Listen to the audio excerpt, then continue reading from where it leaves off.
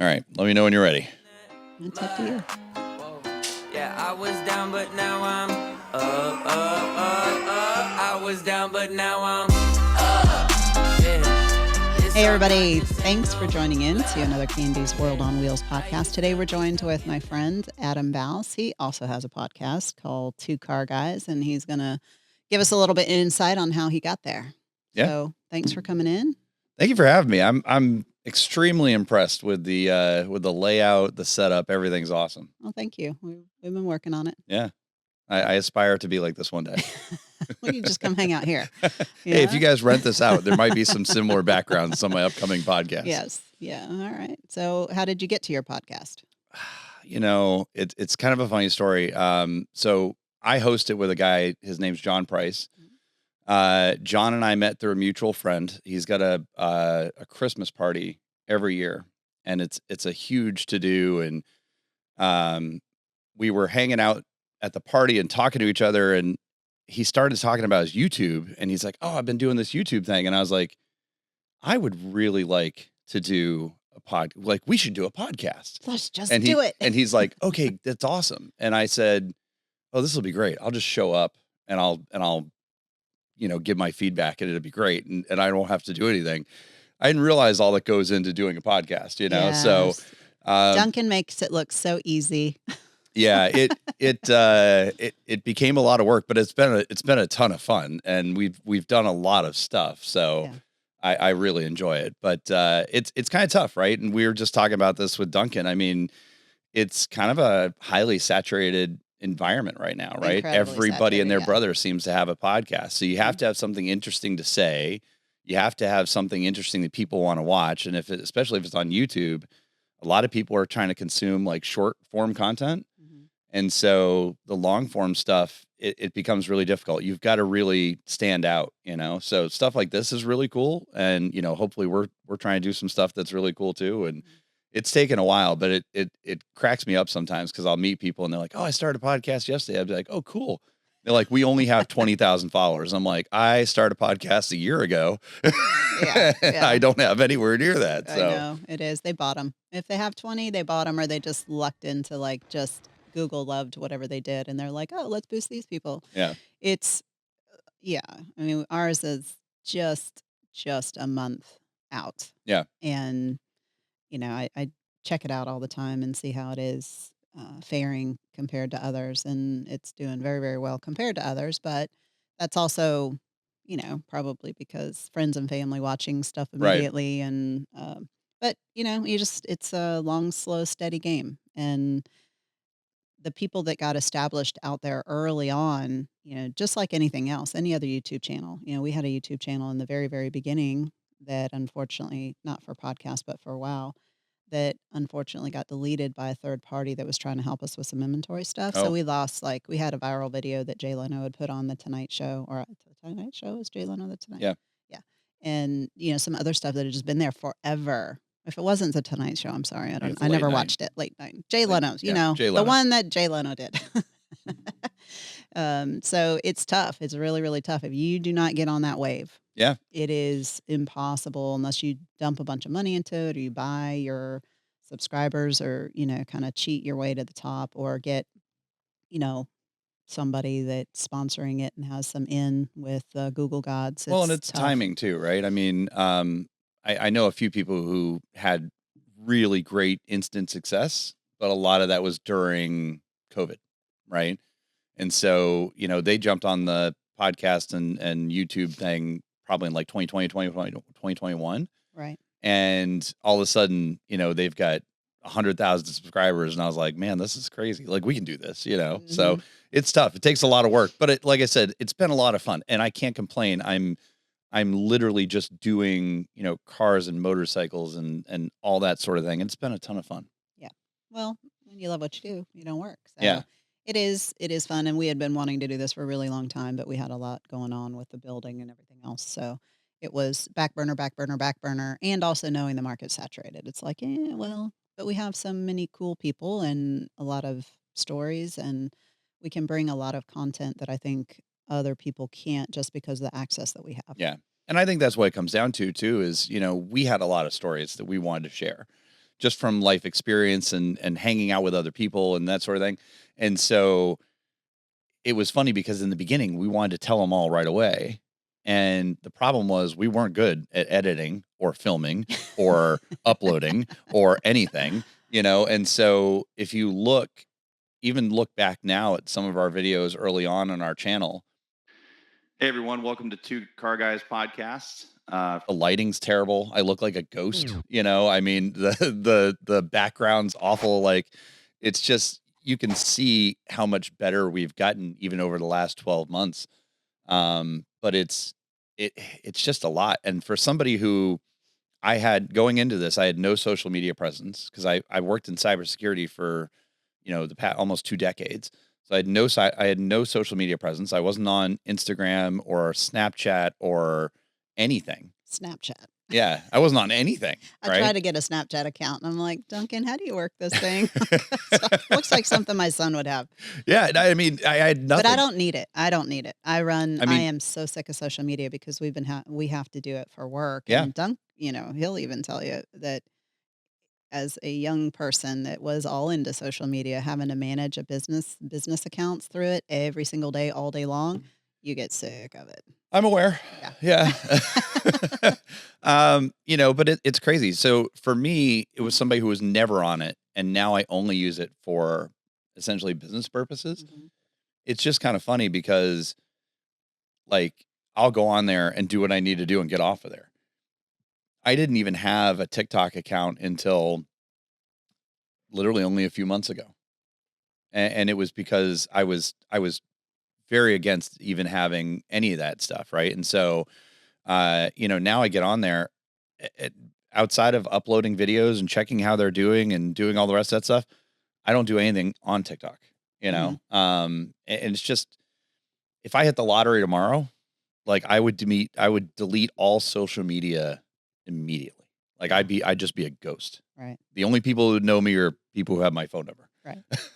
That's kind of how that's what I want to do, but yeah, business forces you to do other things and really puts you outside of your comfort zone for sure. But the other day I looked up how many YouTube channels there are, and there's 114 million just on YouTube. Of course. Thank you for being here on our channel because you have 114 million choices. So yeah. That also kind of gives you a little perspective of what you're getting into. It does. I will tell you, you've got to look for the silver linings. You got to look for the things that are really cool, right? A part of that is audience engagement. So the people that are watching, that are leaving comments and talking to you guys, that's actually pretty cool. Mm-hmm. We need more of those, by the way. Y'all yeah. Get busy. We Just all type do. stuff. Just go in and say comment. That's all. Please, something. So the other thing is that we've built a following of, I mean, not a huge one, but we've built a following of regulars that come back and literally comment on all of our videos and are involved and this and that. And those are the people I really appreciate. Right. But the thing that drives me nuts from an analytics standpoint is I'll go and look at the analytics and, we'll get a video that does 50,000 views and 49,000 of them will be unsubscribed people. Mm-hmm. And I'm like, why? Like, you guys watched the whole thing. You enjoyed it. You commented on it. You gave it a thumbs up, and then you didn't subscribe to the channel, Yes, I think that is from a business perspective, how they do the algorithms. Yeah. And especially when it comes to people leaving reviews, man, I think everybody's sick of being asked for reviews. But at the same time, a lot of people don't understand how much weight reviews carry in certain regards. Yeah. In certain regards. And it is unfair because you can see, like we see it all the time. We have a video that is on YouTube that says it's only been viewed 40 times, but because you put it on all these other platforms and it gets viewed thousands and thousands of times elsewhere, but it doesn't backtrack to YouTube. If you're just a casual person, you're like, they don't have, a lot of people look at it and they look at the views or they look at the subscribers and they go, well, the channel's not very big or it doesn't do very well. Did you like what you were seeing? It right. doesn't, it kind of doesn't matter. So it would be better if they could do it in a more organic way because they know everything. They know how many people have looked at it. They know how, where everybody came in, jumped off, fast forwarded. They even know, I think, when people mute it. I mean, they know everything. It's weird though, because, I'll have a video that does really well on Instagram. Mhm. and then doesn't do anything on TikTok or YouTube. And then I'll have a video that does crazy well on YouTube and doesn't do good on the other platforms, right? And it's the same video. I don't do anything to it. And then there's some videos that we'll upload that will just consistently perform, and I'm like, how? What did I do differently in that video? Like, what did we and sometimes it's the It's the same questions we ask ourselves every day. And from an advertising dollar perspective, from any business, you are chasing that grain of sand on the yeah, beach. It is, it's going to cost businesses way more money from here on out for the last 10 years on out for advertising because people live in different places. yep. They live in different places. Your age groups are going to be in different places, and everybody wants money. Everybody wants money. In the motorcycle industry and in the car industry, it used to be much, much simpler when you had your auto trader, cycle trader, and the Atlanta classifieds or the Atlanta advertiser, whatever that was. And every Thursday morning, everybody runs to the gas station, wants to yank that thing off Yep. the rack and be the first person because then they start the phone calls and everything was right there. Everything was in the yellow pages. Everything was in the one place. If you wanted whatever, you went to that one Yeah. place. And now what do? You go on Marketplace. Some people still go on Craigslist. There's Offer Up, 5 So Mile, this, I and don't have this. Marketplace for anybody who's watching. I don't have Facebook, so I don't I don't get to do that, and I'm actually kind of glad that I don't Yeah. because the amount of stuff that I would buy for no reason whatsoever on It Marketplace creeps in there. would bankrupt me. Yeah. It creeps up. 100%. But it what's crazy about it is both, the traders and all that stuff, they all got just saturated with scammers. And There's ways they could have stopped that. But when they were in They- print, not really. no, when they were in print, it was fine. When they went to digital, that's when they became saturated with scammers. And it was crazy. You almost couldn't trust anybody anymore. And you had to come to like a wow, because you knew that the people there were going to take care of you. You knew that the bikes were legit and in good shape, right? It was just such a weird thing. Like I don't have Facebook Marketplace. I told you the other day, I've got an itch to buy another motorcycle. And I went on Craigslist the other day because the only thing I know, and there's like 7 motorcycles in my vicinity. You're telling on yourself. Yeah, Craigslist went out a long time ago. Yeah, But apparently. there's still people who use it for certain things like vintage stuff or free stuff, or they do a lot of barter still. Yeah. Well, I tell you what they don't do. They don't do the motorcycles I'm looking for. No, they don't. No. I went on Cycle Trader and tried to look up a bike the other day, and I found one in like California. All right. And I was like, I can't go see it right away. And, it's just, it was so much different because the nice thing about Craigslist is it was my area, Correct. and there were so many people in my area. The problem with something like Cycle Gear are barriers to entry, right? Cycle Or Trader. Cycle Trader. Yeah. Cycle Trader is barriers to entry is because you've got, you have to go in there and put your information in, then you have to, submit the right pictures with Craigslist. You could just say, I have a Honda CBR Mhm. and put a price, and then people would start texting you and asking, send me pictures of the bike. Let me know what's going on, So it's a completely different feeling, honestly. And I don't know, man, the motorcycle industry as a whole feels different than it did when I was really into it. Like there's a search. If you think about it, there's so many different places you can go to buy a car, right? You've got like Yeah, that's what car I'm talking gurus about. and It's all different things. and imagine you have a set advertising budget. Yeah. Where do you put the money?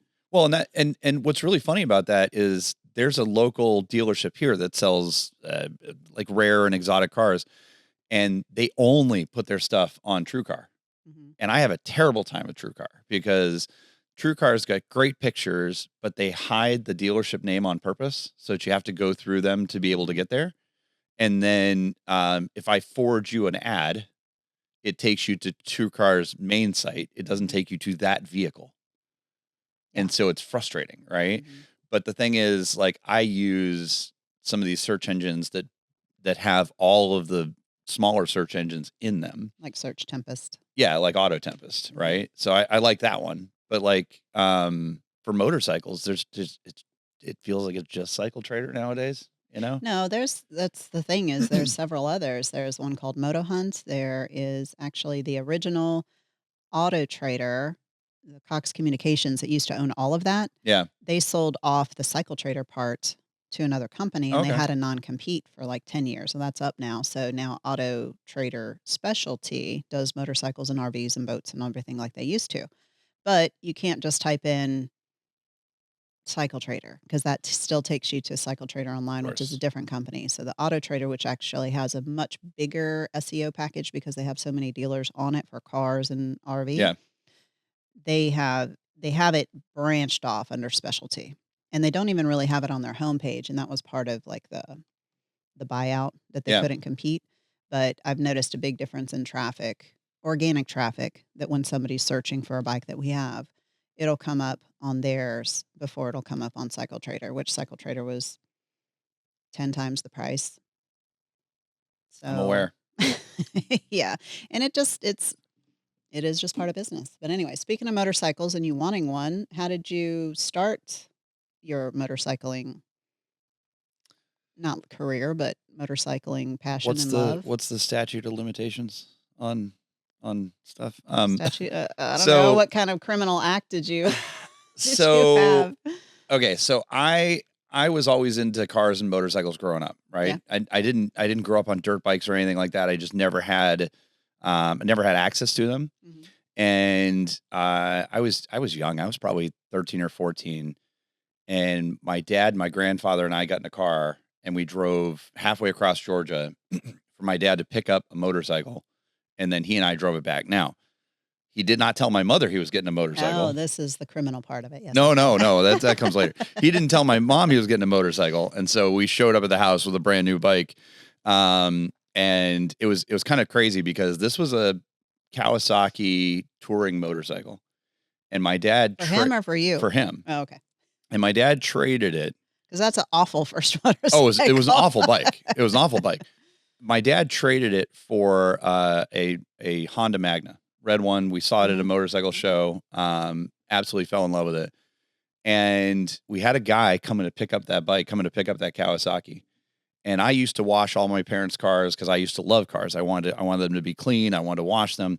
And I was washing this motorcycle for this guy to come over. And I'm wiping it off, and the radio, it had the radio with the knobs on it. The radio caved in. Oopsie. And I was like, oh crap. And I went inside and I knew my dad was going to be mad. And I was like, Dad, I broke the radio. I mean, this guy's on his way over. I was like, Dad, I broke the radio. And he comes over and looks at it, and it had an 8-track player in it. Oh, no way. And the front of it Man, folded I'll have in to so you look could put in the his- 8-track in there. I'll have to look into that and see what that was. Yeah, it was pretty terrible. So at one point in time, That had to have been a homemade one. no, it was a factory Kawasaki, had the big fairing on it, had the bags on the back and everything. Oh, I'm going to have to look into Yeah, this center one right now. stand. Mhm. But yeah, so I started riding around with my dad on the back of that bike, and that kind of got me into like loving motorcycles. And then my dad bought a 750 Virago, and then he bought the Magna. And he had the Virago and went and bought the Magna. Again, didn't tell my mom, came home, and my mom was like, "What are you going to do with this bike?" And he's like, "Oh, I'm going to give it to Adam." And so at the time, I was like 15, and I did the motorcycle safety course, which if anybody is looking to get into motorcycles, I strongly recommend going to a motorcycle safety course, because they not only teach you the best way to ride the motorcycle, but they teach you a couple things that you do intuitively without thinking about it, Mhm. and just so you're paying attention to it, like push right, go right, push left, go left, that sort of thing. But when my dad had the Virago, he used to travel a lot. And so when he'd travel and my mom would travel, my grandmother would watch me, and I would unhook the garage door and I'd push the Virago down to the end of the neighborhood. And then I'd start it up and ride around the neighborhood on the Virago. I used to love it, man. I'd do it, I mean, he wasn't keeping track of the mileage. So I'd put, 50, 60 miles on and just ride around the middle of the night, like Yeah. 1 a.m. on this motorcycle, Oh, 'cause right? That's so safe. It was not safe at all. And I was not licensed, and I shouldn't have been on the motorcycle, but I loved it. It was great. And it made me want to get a bike. And so when my dad gave me that motorcycle, I was like over the moon about it. And then for a while, he and I rode every single weekend. Every weekend we would go up to the mountains. We'd go to Two Wheels Only. We'd go up to Deals Gap. We'd ride all over the place, and it was great. and the 750 Virago is not really that fast, but I was too big for that bike even then, right? Yeah. I was too tall. The pegs felt really close in, the handlebars felt close in, and I was always wanting to change that bike. And then my dad ended up loaning that motorcycle to a friend of his, and she wrecked it. Hmm. And so I've never heard that story before. yeah, and so I tried to get my dad to buy me a SRAD GSXR. SRAD, oh my God. Yeah, it was It's a horrible word. It's a horrible word. It was. I really wanted him It's to. when the GSXRs turned into the Gixxers, and it's like nails on chalkboard. But hey, I can't stop the industry from giving it a nickname. No, and they had one at the dealership that used to be up here. What was it called? Motions. Motions, yeah. They had one up at Motions. It was yellow and silver and white, and I wanted it so bad. And we had done all the paperwork and all the stuff, and then my dad found out how much it was going to cost to insure it, so I didn't end up with a motorcycle. So It's those little details Yeah. that you leave to the end, and then you realize that was a very important detail that should have been considered in the beginning. yeah. But I mean, all that just kind of, spiraled into 20 plus, almost 30 motorcycles over the course of my lifetime. And I think there's only been maybe a period or two that I've not had a bike in the garage at one point in time or another. Whether I've had time to ride it or not, it's a different story, but I've had a motorcycle in the garage. Yeah. So, I mean, like you and I were talking about, I've got a motorcycle in a trailer right now that is my race bike that hasn't been ridden in a year. But you have it. But I've got it. Yeah. Yeah. So I don't know. It's kind of funny. 2 years ago, I went to Car Week in Monterey, and I'm sitting outside. I was talking with a bunch of people. We're talking about cars, and there was a group of people with us, and they're like, "Hey, can you walk us outside and talk to us about a couple of these cars? We don't know what they are." And I was like, "Done." Like, say less. Let's go. Yeah. And so we're walking outside, and there was this guy sitting in the dining area, and he's got a shirt, and it says 240Z on it. And I was like, "That's so cool." And so I walked over to him. I was like, "Excuse me, I don't mean to interrupt you guys. Do you have a 240Z?" And he's like, "No, I don't have one." And I said, "Oh, you're just wearing the jacket?" I said, "Listen, love the jacket. That was my mom's first proper sports car. She still talks about it fondly to this day. She's always telling me about how, I used to have a 240Z, and I just thought if you had one, I'd take a picture of it and send it to my mom, and my mom would think it was super cool." And he's like, no, I'm sorry. And I was like, okay. And so I left, and one of the guys at his table jumped up and chased me out and was like, "You don't understand what just happened." And I was like, "What?" He's like, that's the head of Nissan and Infinity. He's the guy who just designed the new Z. Nobody talks to that guy. And I was like, "Sorry?" Like, my bad. And he's like, it's so crazy how engines and metal and all that stuff can bring people together. Yes. And I feel the same way about motorcycles. Really do. I mean, it's people that I never would have been able to get in contact with, people that I never would have had relationships with, I've met through motorcycles. And I mean, riding with my dad was probably one of the coolest memories I've ever had outside of skiing and snowboarding with him. That was the one thing that he and I did on a consistent basis, and it all kind of culminated into, the expensive passion that I've had for the last few years. There's worse things to spend your money on. That's something that we say here regularly when people are like, people say that, but I struggle to think what else I could spend my money on that wouldn't be as expensive as what I've been doing lately. So I can give you some examples later, just not on air. We've seen it affect many people before. But yeah, motorcycles, they are an expensive hobby to a degree, and it can be super expensive. It just depends on how you do it. But it is a passionate thing, and it is something that once it's in your blood, it's there. It's just there. But it's funny too. We talked about even this with podcasts, is that there always seems to be kind of like a time, right, when things become super saturated, or things start to drop off, and there's like a heyday as well, right? I mean, it wasn't that long ago that I was going. We were in the heyday. We were in the second heyday of, let's call it, the last 50 years of motorcycling in the United States, I'd say. But I mean, I remember all my friends had motorcycles. We were going to Thursday night bike night. We were watching Greg White and Two Wheel Tuesday on TV. You know, I Two Wheel mean, like Tuesday. I have that some guys that want to do a quadcast on the Two Wheel Tuesdays that I used to do. you should, Yes, for I'm going sure. to. I'm going to. I mean, the thing is, I hear you, Jeff Grizzle. We're gonna do it. the thing is, that was like core memories, and that was stuff that was really cool. And then I remember, Or Fellini's. yeah, Fellini's. Well, everybody would go to Vortex, and then they'd end up at Fellini's, or they'd end up on Well, Howell Fellini's Mill. was first, I think. Fellini's was before the Vortex. Okay. Yeah. I only went to Fellini's like twice, because I'd either go there, I'd go to Vortex, and then we'd end up on Howell Mill or something, and you know. Yeah, the whole just mobbing a place has kind of come and gone, and I think really it always comes down to the people that ruin it for everyone, or people will show up at the restaurants and they don't order anything, but they suck up all the parking and they suck up all the resources, ordering water. Yeah, and, I mean, that was a big that problem. kind of thing. That's easily a big problem when you're on motorcycles, right? Is a lot of people aren't going to go in and sit down and eat because they can't take food with them. They're not going to take drinks with them. So they'll go in, they'll grab a drink and hang out in the parking lot, right? I find more like car culture. People will go park in the parking lot, show up, line up all their cars, and then they'll go and sit down in the restaurant for 4 hours, right? Or 2 hours or whatever. But I think takeover culture, regardless of motorcycle or cars, is a huge problem. I mean, we just saw that whole thing with Slammed Enough in Gatlinburg.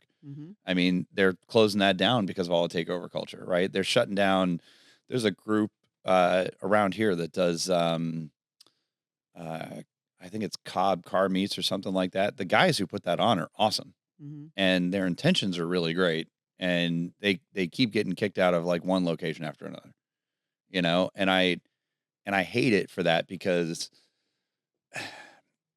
when I grew up with cars and motorcycles, it was a lot of like built, not bought sort of culture. And now everything is bought, not built. It's about who has the newest McLaren, who has the newest Lamborghini, who has the most expensive hypercar, and when I was in England for the F1 race earlier this year, I stumbled across a legitimate car meet, and it was just like 18, 20-year-olds with like Honda Civics and Volkswagen GTIs with an intake on them and exhaust. Little tuner cars where they're just learning to do stuff themselves. It was awesome. And they all had their hoods open, and they're sitting behind them with like a bag of McDonald's, talking with everybody. And I was like, this is car culture. Like, this is what I want to see. These are people who worked all week to get an exhaust on their bike or their car, and they put it on there, and now they just want to show everybody what they've done. Right. Yeah.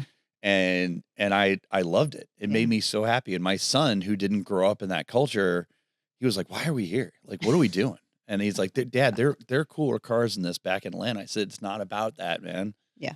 It's about these people are passionate. Yes. Right. I struggle. I think a lot of people, and I hate to say this, I'm glad this is on your channel, not mine. I think a lot of people are clout chasing. Yeah. I think a lot of people are in it just because they want to be cool and they want to have clout. They know nothing about cars. Yeah. They know nothing about bikes.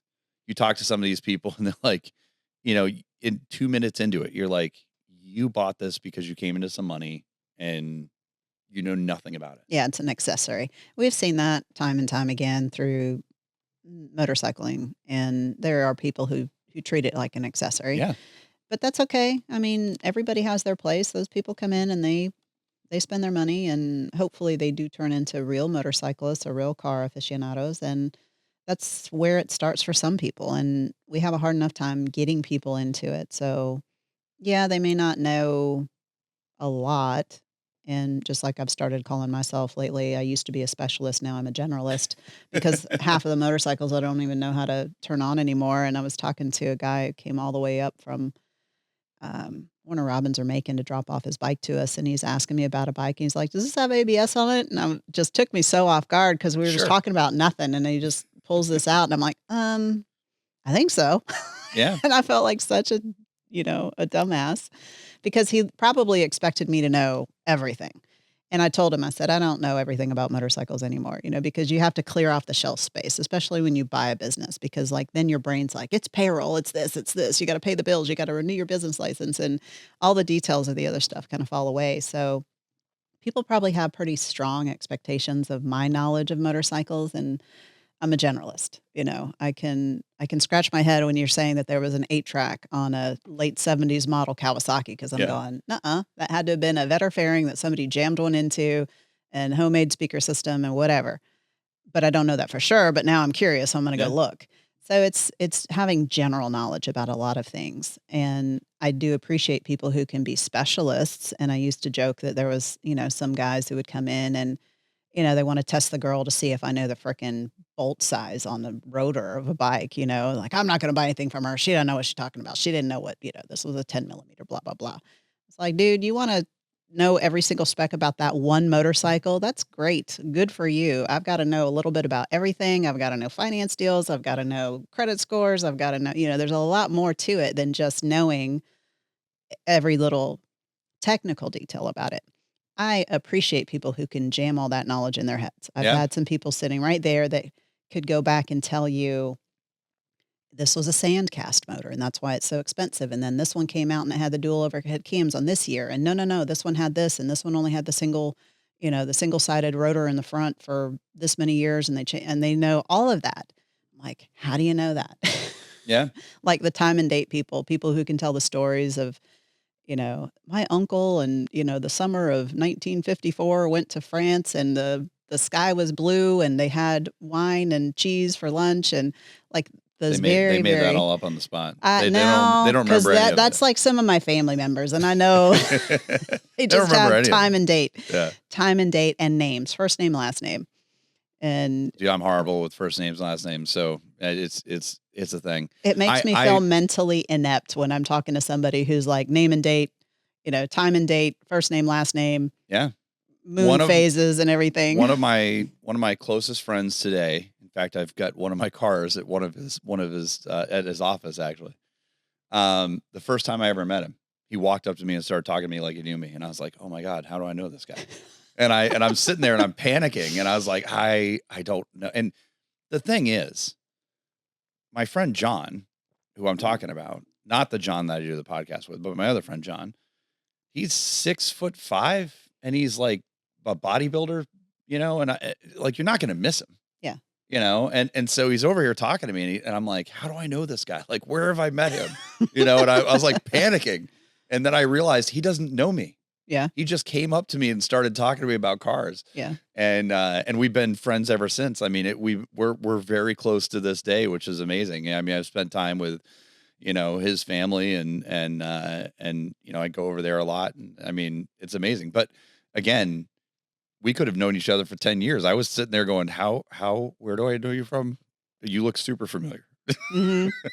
Yeah. With there's still people that this is something that is very near and dear to my heart, that I still know people that I met early on in the Roswell Fun Machines days, and they're still into motorcycling, and they'll still come through, and we're all older, but the look on their face when I can remember who they are, and I Yeah. haven't seen them in 20 years, for all the people that I don't remember their names or something, the ones that I do, and it shocks them so much, and like, man, I can't believe you remember me. We only talked like twice, but there's a specific something that I remembered about them. Yeah, I have that too. Yeah. Yeah. Usually when it's bad, I really remember them. But a lot of good stuff too. I remember when people come to travel here from a different city out of state, or, obviously all the international people. I typically remember most of them fairly well. Definitely won't remember names, but I'll remember, this group of KLM pilots came, 6 months ago and rented and talked to them about, Yeah. whatever. And that's, you just don't get that when you sell hot water heaters. No. It's a different level of, No, but like I of said, it's interest and about fun. it's about bringing these people together, and we all share a common passion, right? Mhm. Hot water heaters transactional, right? Yeah. So there's a lot of things you do in your life where you meet people and it's very transactional, and you're not gonna necessarily connect with a lot of those people. When you're sharing a common passion, the road to connection is so much shorter. Yeah. You know, all of a sudden Yeah. you start talking about all kinds of stuff. You're like, oh, I didn't know you like that. I didn't know you were into this. Yeah, it is something is, I'd have to do a lot of training, coaching with people, and the rapport building is something that you're always working on, but I feel like we have it in the bag here. You know, it is such, So that's something that's interesting to me about WoW, right? Is, I mean, obviously this is the second location I've been to, right? But it's the third over the 35 years. Yeah. okay. Yeah. So over the course of time that I've been coming here as a customer and as a friend, the staff has been pretty consistent, right? It is unusual. Which is fascinating. We've had more people retire lately though, so you're seeing some different which faces. is like Mike retired, right? Right. And that was just crazy to me. Yeah. Because you don't really meet people that are in auto sales, car or motorcycle, that are retiring. Yeah. You know, you meet people that have retired and are maybe going back to sell just to get out of the house and putter around, right? But I mean, I don't know if it's what you guys are doing here, but something's right, because the nice thing about coming back here is I see the same people every time I come here, right? You can't come here under the radar, because I walk in and everybody's like, oh, hey, I'm like, crap. Yeah. Yeah. You know, but also that does lend itself to a little unusual, I'll call it a little complacency, is when they see the people, because we do have a lot of people that just come and hang out, come and hang out. And there's going to be that one day that somebody's going to test us and be like, I got money in my pocket. Today's the day. But we see them all the time. So like, hey dude, what's up? Good to see you in here again. And then we don't ask them if they need anything, because that has bit us a few times where somebody's like, I came in and I was ready to buy. But you don't know that, because they've been in here 100 times, just hanging out. And you don't want to aggravate people. And then that one day they're like, I got the money. I'm ready. Nobody asked me if I wanted to buy anything today. Like, I mean, come on now. That's rough. To be fair, I've never had that experience here. Every time I come here, usually the first thing that people say to me is hi. The second thing people ask me is, do you need a price list? Is there something I can help you with? Right. Yeah. So I've never had that issue here. Yeah. I will say though, if I'm showing up to this place with money in my pocket, I'm gonna find somebody. I'm gonna get my bike. Nobody needs to ask me if I need anything. Weird thing when people, I don't understand that either. People come in and they like put this big chip on their shoulder and they like walk around, and the things that, if somebody says that they were not greeted here, is very unusual. Yeah. As you know, I mean, you're going to get greeted like ridiculous amount of times if you're here.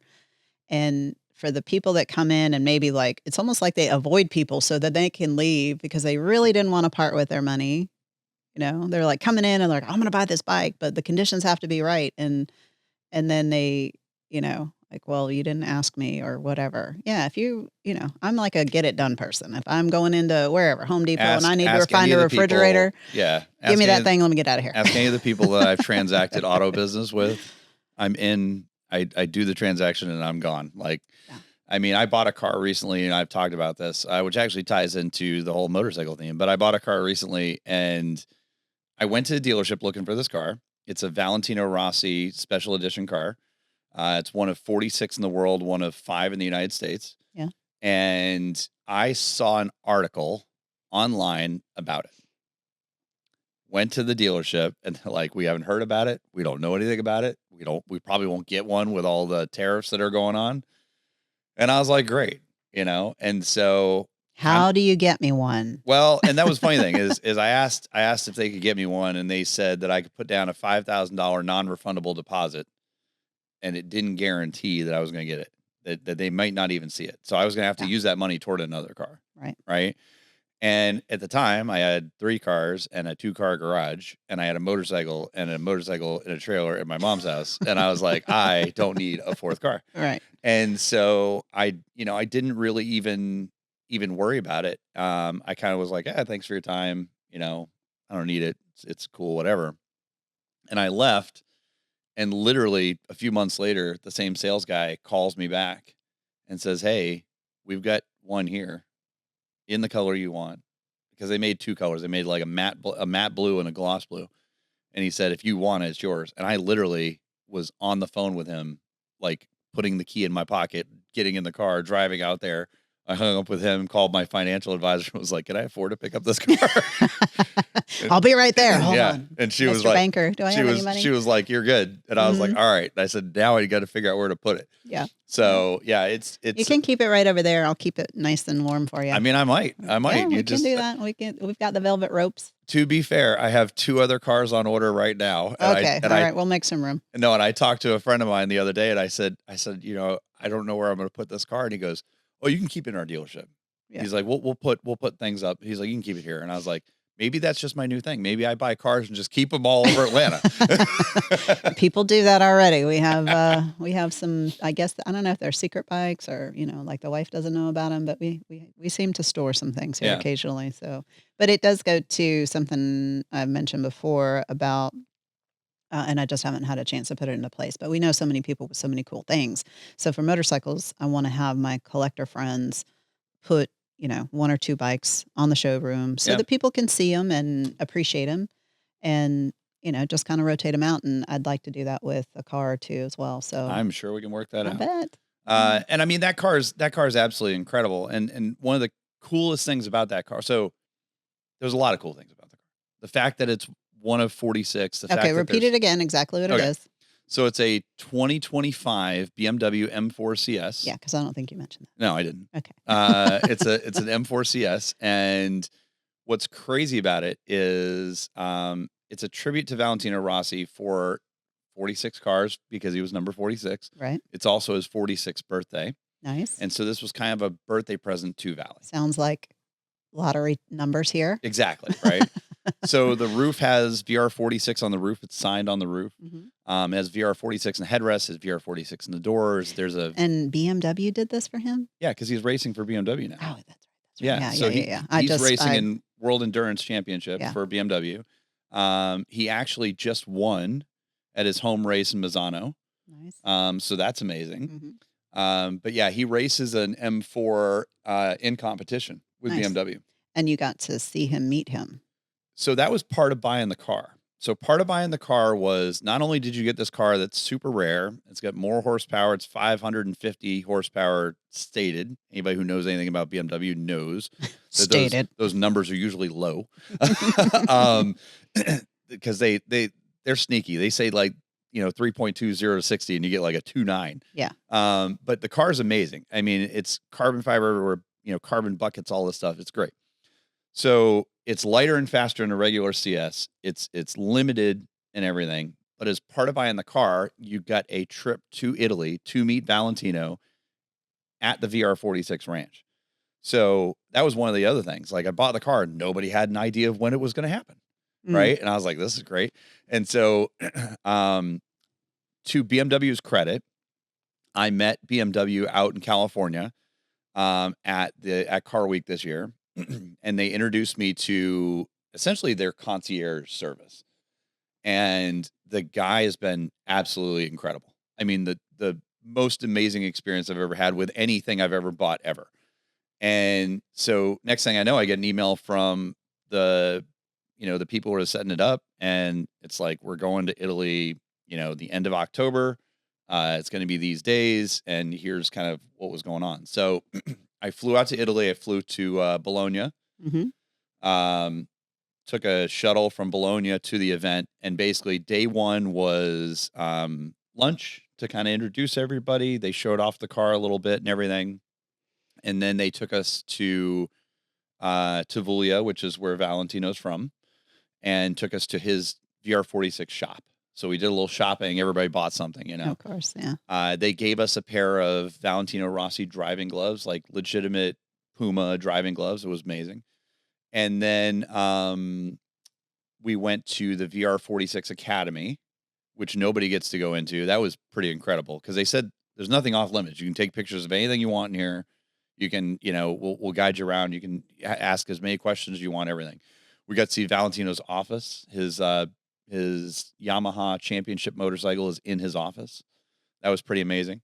And then we left there and we went to the VR46 ranch where we had dinner, got to spend time with Valley.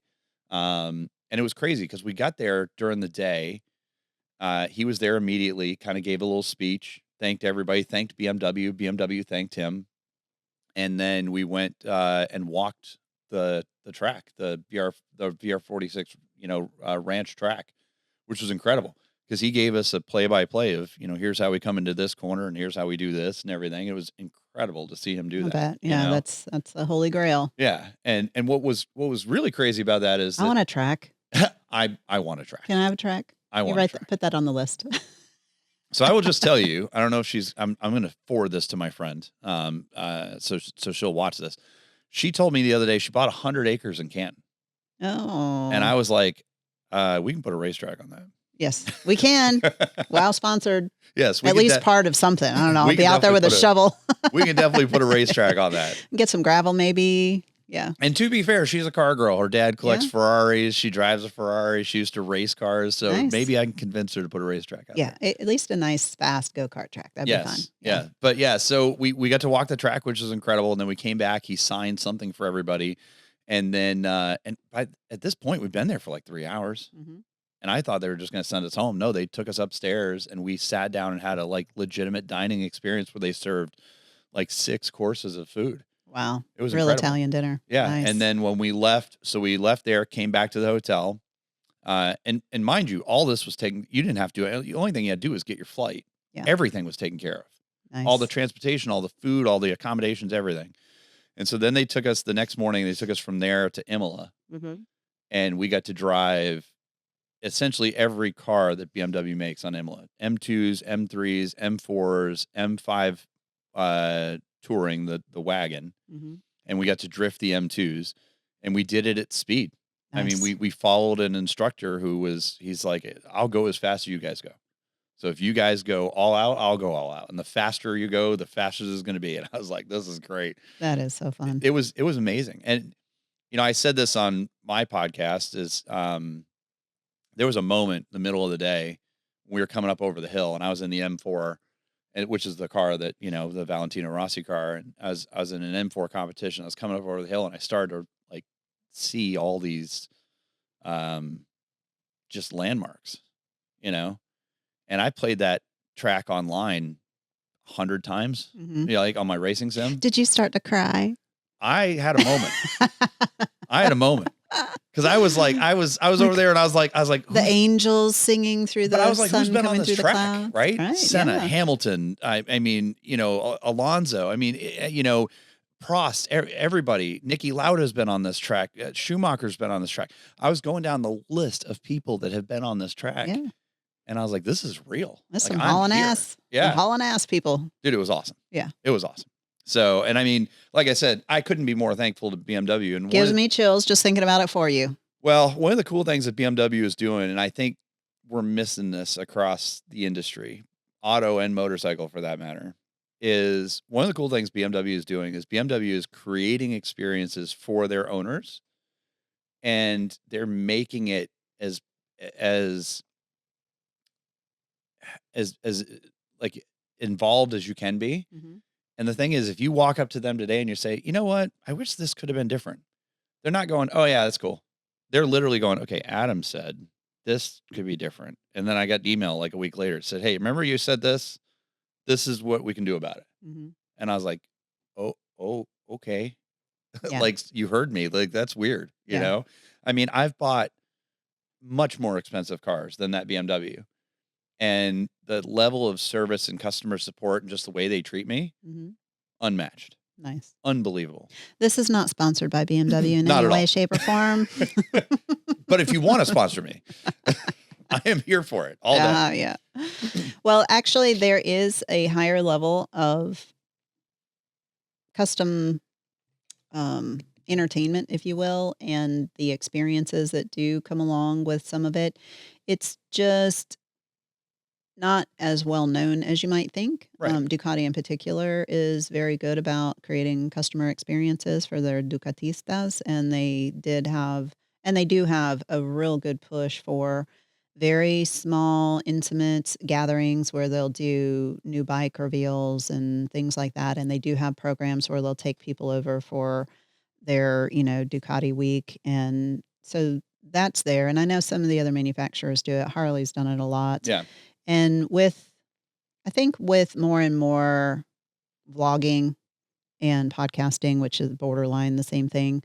And that kind of bringing those smaller, intimate meetings and reveals and launches to people, I think it binds them a little bit more to the brand. I agree. And it's all about brand loyalty. And I kind of got sick of hearing the word the brand, the brand, the brand, the brand, because that goes across for everything. You can be talking about Coca-Cola. You can be talking about Icon. You can be talking about frickin' macadamia nuts from Hawaii, the brand, the brand. So you need to set yourself apart from just a bland word and create experiences that people want to participate in. And I think in the days of abundance, so everybody's got too much of everything. Even if you're poor, you have, in America, let me specify, in America, most people have too much of whatever. So what do you do if you, particularly anybody in a certain income bracket, what can I offer you that you really want? You have everything you need, right? So the only thing that you can offer somebody is something that hits on these emotions and the hobbyist thing, something that gives you that passion. And if you don't have any passions, then there's nothing I can offer you that will make you interested in my product. But so I mean, that's one part of it. And I agree with you there. But there's also another part of it, right? I mean, think about the bikes you guys sell, especially Ducatis. Think about some of the faster bikes, like some of the, Honda CBR 1000s, the Yamaha R1s, right? Is especially in like high-end motorcycles, high-end cars. I can come in today with 30 grand, buy one. I don't have to know how to ride it. I don't have to know anything about it, right? I can buy it and leave here today and we're good. Right. I would have a hard time with that, but yes, in general, you can in general. Yes. Now, I specifically know for a fact that there has been some instances where you've had a hard time where somebody comes in that's 16 years old and wants a GSXR 1000 and has never ridden a motorcycle before. You're like, okay, bring your dad in here. Let's have a conversation because he doesn't understand power to weight ratio. Correct. Yes. So I do know that's a fact, but I say that to say there are a couple companies and again, not sponsored by, but like Ford. Right. If you buy a new Ford Bronco today, Ford offers you the Bronco Off Rodeo, which is a full day course to learn what that car is capable of. It doesn't cost you anything. It's built into the price of the Bronco, whether you get it for 20 grand or 70 grand. It doesn't matter. You get to go and be part of this experience and they show you off road what that car is capable of, right? How it can maneuver, how fast it is, all the things it does. BMW, if you buy a new BMW today, you can go do their BMW driver's experience in either South Carolina or California. And it's like a half a day, but they let you drive not just their cars, but also their SUVs on the track. And they let you drive their SUV off road. They want to show you what the car is capable of. If you buy one of their high-end performance cars, they give you the BMW M driving school and they show you how that car is supposed to be driven. Yeah. And kind of give you a new respect for what you can do with that car and really more about the car, right? And hopefully making you a better skilled driver too. Exactly. Yeah. Meanwhile, they've got the Porsche experience and yes, but the Porsche experience is an extra fee on top of your Porsche. Porsche, listen. And so here's something I'll tell you. Is the one thing that does really well apparently on the internet is if you just get in and have, a contrary opinion, or if you're trying to gaslight people, apparently people love that stuff. Right. But I'll tell you right now, we've had this conversation on my channel. There are some brands, and I'm not going to point any fingers, but there are some brands who are actively trying to keep people from buying their stuff. They want you to jump through 50,000 different hoops to try and get to the stuff that you want. I had a conversation with somebody just a few months ago and they're like, oh, I told them, I was like, I'd be interested in this. They'd be like, okay, well, we'll get you a path to get there. And I was like, a path? And they're like, yeah, you're probably going to lose money on 3 or 4 cars before you can get the one you really want. And I was like, you can miss me with that. Like, I'm not your guy. Like that is a developed thing so that you feel like you have earned the right to own a exclusive hot garbage. Well, hot garbage. Well, you're just talking about the clout. I mean, you know I don't need that it. I'm in it that to some drive. of I'm those in it to drive the car or the motorcycle. I don't care about the clout. yeah, but it's a different level of people. Yeah, It's a different level of people who but wanna play that we're game. already seeing that bubble burst in the UK. It's going to come here, guys. Yes, it will. It will, and they'll just do something else. Yeah. But for now, this is working for them, and also what's No, working I had a is guy call the me the other day and told me, "Oh, hey, we got this car." I was like, "Cool," and it wasn't even in a color I wanted. He's like, "Well, you know, we need to get you over to the brand." I was like, "Dude, I got too many cars right now. I got two on order." And he goes, "It's only 100 over." And I was like, "I'm sorry, what?" And he's like, where is the comma in there? "Yeah." He's like, Is it after the first two He's zeros? like, "It's 100 grand over," and I was like, "Don't call me. Like, don't call me. Don't text me. Don't email me." Yeah. And then he texted me back, and he's like, "It's a super clean car. It's a CPO." Mhm. And I was like, "Whoa, wait a second. It's a pre-owned car. You want 100 grand over?" And he's like, "That's the market." And I said, "No, it's not the market, because if it was the market, you wouldn't have called me. Correct.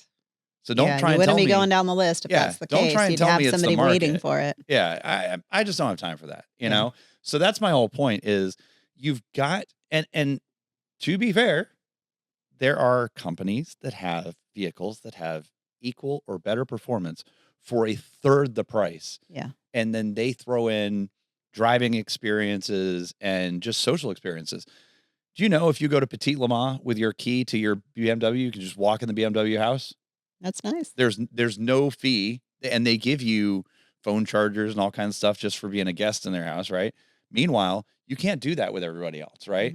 Mhm. Same thing with like going to Car Week. Car Week in Monterey. You've got to know somebody to get you into one of these houses, you know? Mhm. And it's just it's not it's very It's not welcoming. it's not, but But at the same it feels time transactional. At the same time, do you want it to be like Caffeine and Octane where just everybody's everybody and everywhere?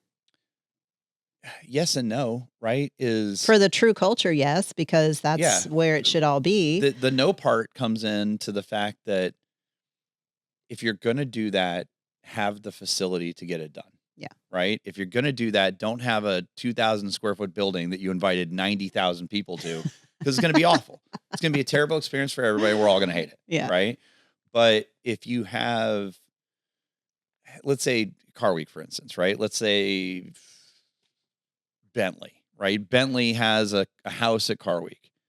They open it up so you can schedule time to come in there, right? If they did it that way, then you could get the whole experience. You could do that, and then they could plan a dinner with their owners and a dinner with these people and that sort of thing. But I mean, Ferrari's been actively keeping people out for years. They turn away more people every year than they sell cars, Mhm. right? I mean, it can't that culture can't be sustainable. It just can't be, Well, and it looks like it's not actually. So it is and it's not, but then when you do see that car rolling down the road, you know that guy got invited to it, so it does give him that extra clout. not necessarily, right? Because so many people are willing to pay. Excuse me. Here's the thing. At the end of the day, if I wanted, you know, Candy's supercar, and you're going to charge me, you're going to make me buy 4 cars to get to that one car, and I got to lose 10 grand a car, I'd rather overpay by 40 grand on the The one you want. on the secondary market and get what I want Yeah. than jump through all the hoops that you're going to take me through. Yeah. You know, and then when I watch the criteria of what you got to do to get there, and it's just, it doesn't make any sense to me, you know. But you're But coming at it from almost a business mindset of you're not wanting to lose money on cars. A lot of people don't even that's not even in their on their radar. They're just doing it and that's being a consumer. You're kind of putting a little bit of like a I've never lost money on a vehicle purchase in my life. I mean, kind That's of. a But different if it's a you're going to different tell me up front, mentality. if you're going to tell me up front that I'm going to lose 40 grand on 4 cars to get to the car I want, why wouldn't I just go and pay 40 grand right now and get what I want right now, and not have to run my credit 4 times and not have to do new insurance 4 times? I go Well, get exactly what I want right now. But for those of you listening, I don't pay over on cars or motorcycles. So if you're trying to sell me, or watches for that matter. So if you're trying to call and sell me any of those things and it's over MSRP, don't call me. yeah, but also you are willing to wait because I tell people that all the I am time. willing to Like wait. but Because I have nowhere to park them. that's right. That's right. But you get impulsive. You get impulsive because I bet you paid over on the 46. No, MSRP. Yeah, well, Yeah. we'll see about that. No, See about that. it was crazy. Mhm. And you know what's really funny is every vehicle I own right now, But you I've were impulsive with that one because you ran out to buy it before you were certain about it. 100%. Yeah, Um, I think if they had tried to charge me over MSRP, I probably wouldn't have bought it. you would have. You Maybe. would have. You would have on that one. I You would have would have broken my streak because though, right? No, but because I've never paid over. And there's a you would guy, have. there's a You would dealership have for across the that. street up here Yeah. that has a car, and the guy's license plate says over MSRP, and I was like, why are you telling people that you're a sucker? Yeah. Like, I don't know why. You're telling me you sell over MSRP because now I don't like you. Yeah. But if you're telling me that you buy over MSRP, now I know you're a sucker. So either way, that's a horrible, But it horrible is license plate. all no. It is all based on the person and what that means to them at that moment. Sure. Because there are some people who want the thing more than they want to save the money. Yeah, and look at all these people who bought SF90s during the pandemic and paid $1 million, $800,000, $900,000 for those cars, and now they're getting $390,000. They're $700,000 upside down. But that's anything. That's anything. How much do you pay for your cell phone? That's two houses, Candy. How much did you pay for your cell phone? Not $700,000. I'm talking percentage of money. How much did you pay for your cell phone? I don't know. I think I got that free when I changed. Yeah, plans. whatever, you cheap bastard. I think I got it free when I changed plans. I recently changed plans. Adam is available for all of the free cocktail hours that you are ever planning on having at any of your events. So, except I don't drink, but I'm happy to attend. I'm sorry, free appetizers. Yes, I'm you happy know, to- I'm he's happy happy to to attend the freebie stuff. Yeah. Anyway, anything. None of us get away from wasting money or losing money on stuff. Oh, don't get me wrong. I mean, I waste the tons of United money. States, hello, we're the cradle of capitalism and consumerism. Yeah. No, I And I you waste tons of also money. you want people to consume your product. You start selling 100%. all your gear, and what is going to be the resale value on your hoodie? This one is not for sale. Oh, okay. I do So that one's have- invaluable. I do have merch coming to the channel soon, though. Okay. And is it buy one get one free? Actually, we're going to, because of the time of year, Uh-huh. we're going to donate all the proceeds to Toys for Tots. Altruistic of you. Very Yeah. nice. Very nice. And then And then I'm gonna be sitting on my yacht spending that money. No, I mean, I don't know. So hold on. I think the lightning rod thing Yeah. needs to be connected here. I mean, before I the get truth struck of the by matter lightning. is, when it comes to stuff like that, especially for the channel, I don't know enough about that kind of thing to make sense of it right now. Mhm. I just kind of want to get the word out there so that more people are watching the channel and laughing with John and I and doing all the dumb stuff. But it's interesting. I mean, there was a trend going around for a while where everybody was turning themselves into babies. Do you ever see that? Yes, I did have some people send me those things, and I was So it was kind of funny, and I jumped on the trend, and I took one of our videos. It was actually a really funny video. John is from Alabama, and he's got a little bit of an accent, and so we had him say, like, without knowing what they were, he had to say the names of all these like Italian and French cars, and it was hilarious. We had a great time. We were both laughing. I was crying laughing. It was funny, and I turned one of those shorts into a video, and somebody was like, "This isn't real." I was like, "No kidding." mhm. No kidding, it's not Yeah. real. Like, what made you think it was going to be? There's Yeah. the guy. First of all, the baby in the end has gray hair. Like, like Yeah. it's an interesting time to be doing all this anyway. But I mean, I enjoy it because it's an outlet for me, Mhm. But I mean, when it comes to monetizing it, that's the problem. That's the thing that I'm really trying to wrap my brain around. Mhm. I mean, if I could marry rich and I didn't have to worry about money, I could just do this for free and just be happy just doing this for free as an outlet, so I wouldn't be sitting around the house. Yeah. Well, we could all say that, I suppose. But then, you need a purpose in life. This will give you purpose. Yeah, For see? sure. Yeah. Exactly. Well, I'm sure whatever is meant to happen will continue to happen. So I have a question for you while we are segueing into something else. Yes. From our little surprise question box here. So this is nothing about what we have been talking about. This is a ridiculously silly question. If you were an alien landing on Earth, what's the first human activity you would try? And how hilariously would you fail at it? That's a tough question. So you're an alien, kind of camped out on the moon, been checking out Earth, and you see all the human activities. So what type of alien am I? Whatever I alien mean, you am want to I be. am I like Superman? Because if I'm like Superman, I'm going to do all the Superman things. I'm going to be saving the world, and I'm going to fly and all You're the cool just an stuff. alien landing on Earth. It doesn't give any specificity. But am I like Mars Attacks alien? You can be whatever alien you want. Because if I am like Mars Attacks alien, we're taking over the world. Like, it's going to be amazing. It's going to be great. Okay. And I would probably you would come, hilariously fail at it. You'd come here and you'd try and be a politician. No, I just try to take over the world, and I'd probably hilariously fail at it because I'd probably have some weakness like water or something like that, where I didn't realize that water kills me, so it'd be great. So Yeah. Okay. Yeah. All right. So you'd be a Mars attack alien, the thing with a bubble. Yeah, Yeah. Yeah. Okay. it'd be fantastic. And then you'd land like on the White House lawn, Sure, dragging the story out of him. sure, yeah, it'd be great. Land on the White House lawn. No, I mean it's an interesting question because there's I'm a big sci-fi person and I'm a super nerd, and so there's like all different kinds of aliens you could be, so. Was the blob an alien? No, I don't know if the blob. I think the blob was just horror sci-fi. Mm. But I think of like Independence Day, which shout out to a friend of mine who was one of the aliens in Independence Day. That's like shouting out to people who were zombies. Yeah, he was the alien that Georgia. got punched by Will Smith and then got dragged across the desert. Oh, nice. So yeah, He's a famous alien. He is a famous alien, and every year during 4th of July, the royalty checks come flowing in. So that's good stuff, Yeah, I mean that's a fun question because there's so many different aliens you could be, and everybody's got their different take on aliens. So I think the natural thing would be to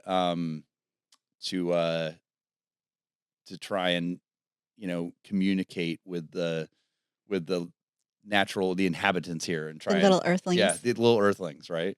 But then you got to gauge if I'm more powerful than them, then there's all kinds of questions. Are you just stomping everybody out like ants, or no? If I'm like Superman, I'm going to be like I'm going to be I'm going to do all the Superman things. I'm going to become a superhero. Okay. Great power, great responsibility. That's Spider-Man, but still same thing. Okay. All right. So your process for getting everybody to fall in line, what's that looking like? I don't want them to fall in line. I just want to. Well, you're taking over. I want to protect the. Well, yes. If I'm on the Mars attack alien, I'm taking over. I'm gonna call the what do you call it? The reinforcements. We're gonna. Oh wait, no, sorry. You still have to do the first human activity you would try. We kind of branched off on the first human activity I would try. Yeah. Well, I don't know. I guess it would depend on what you had been watching humans through. Like if you've been watching like fail videos on YouTube, who knows? Snowboarding would be funny. Snowboarding, yeah. It looks so easy. Yeah, snowboarding. Until I don't know. you Sonny Bono yourself. I try to stay out of the trees when I snowboard. That's why I don't do it. I think there are certain rules I have for life, and I feel like if you don't learn to snowboard or ski as a child, and I say like sub 20-year-old, that is nothing you need to learn halfway through your life if you've never had any experience with it. Maybe my son learned 7 years ago. So about when he was 7 years old. We've been snowboarding every year for the last 7 years. Yeah, that's exactly my point. Exactly, right? So he's okay with it. One of my friends was a snowboarder. a skier in the X Games. So, he's way better than I am. But yeah, I think you're probably right because if you don't do it when you don't pick up on it when you're young. Not to say you can't, but just like general rules. Like if I have to pick a winter vacation for me and my son, like I would take him somewhere and I'd put him in instruction with somebody else, but I'm not doing it myself. Not at this point. I've been snowboarding for 20 plus years. I had 30 years. Mm-hmm. I started snowboarding when I was a kid. See, there you go. But I've been snowboarding for 30 years, and I still put my son in ski school. I wasn't going to teach him. Correct. Yes. I don't want him to learn the wrong way. I learned the way I learned to snowboard. Yes. And I can do what I can do.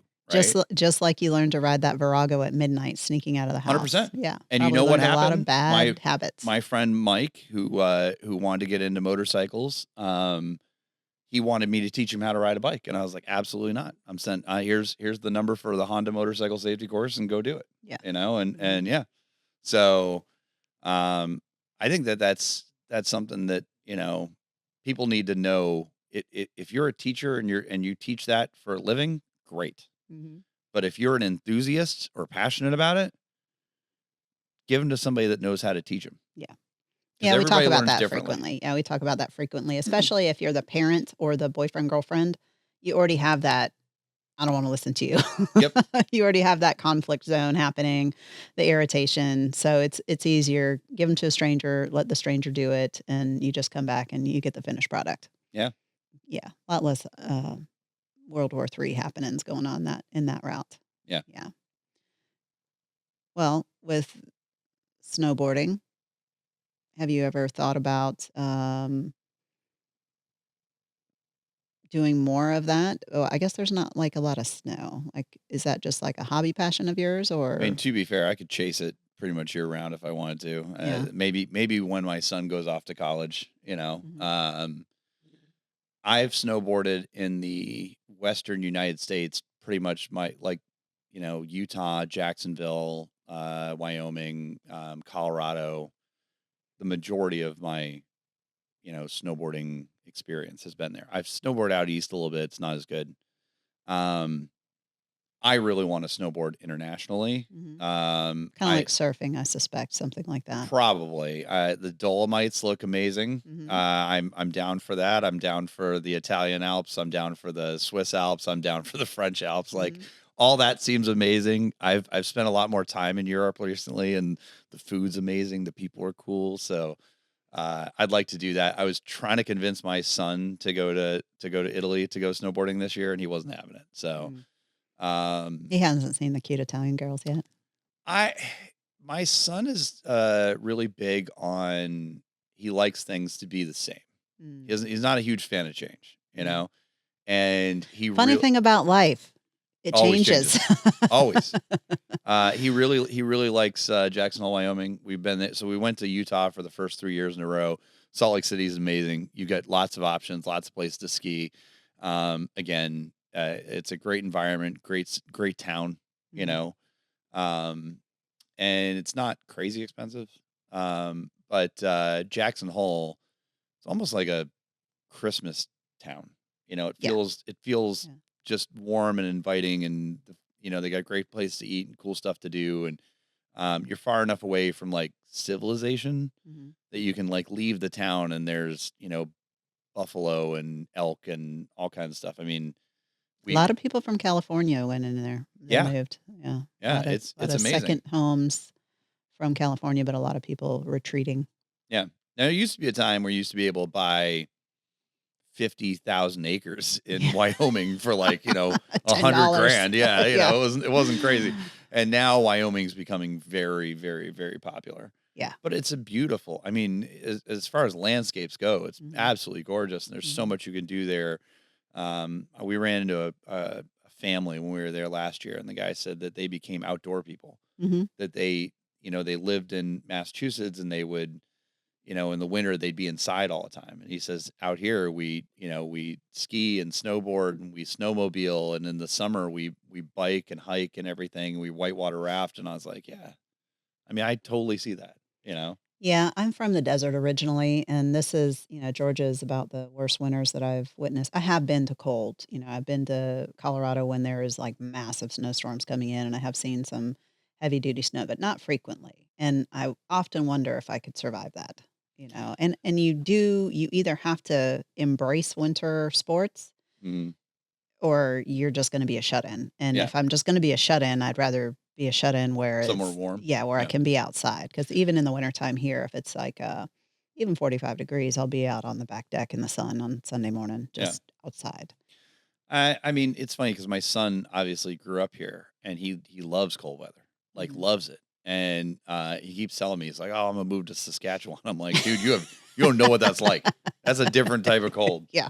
We went last year. Penn State went to the college football playoffs, and I took him to Penn State for the SMU game, and it was the coldest I think I've ever been.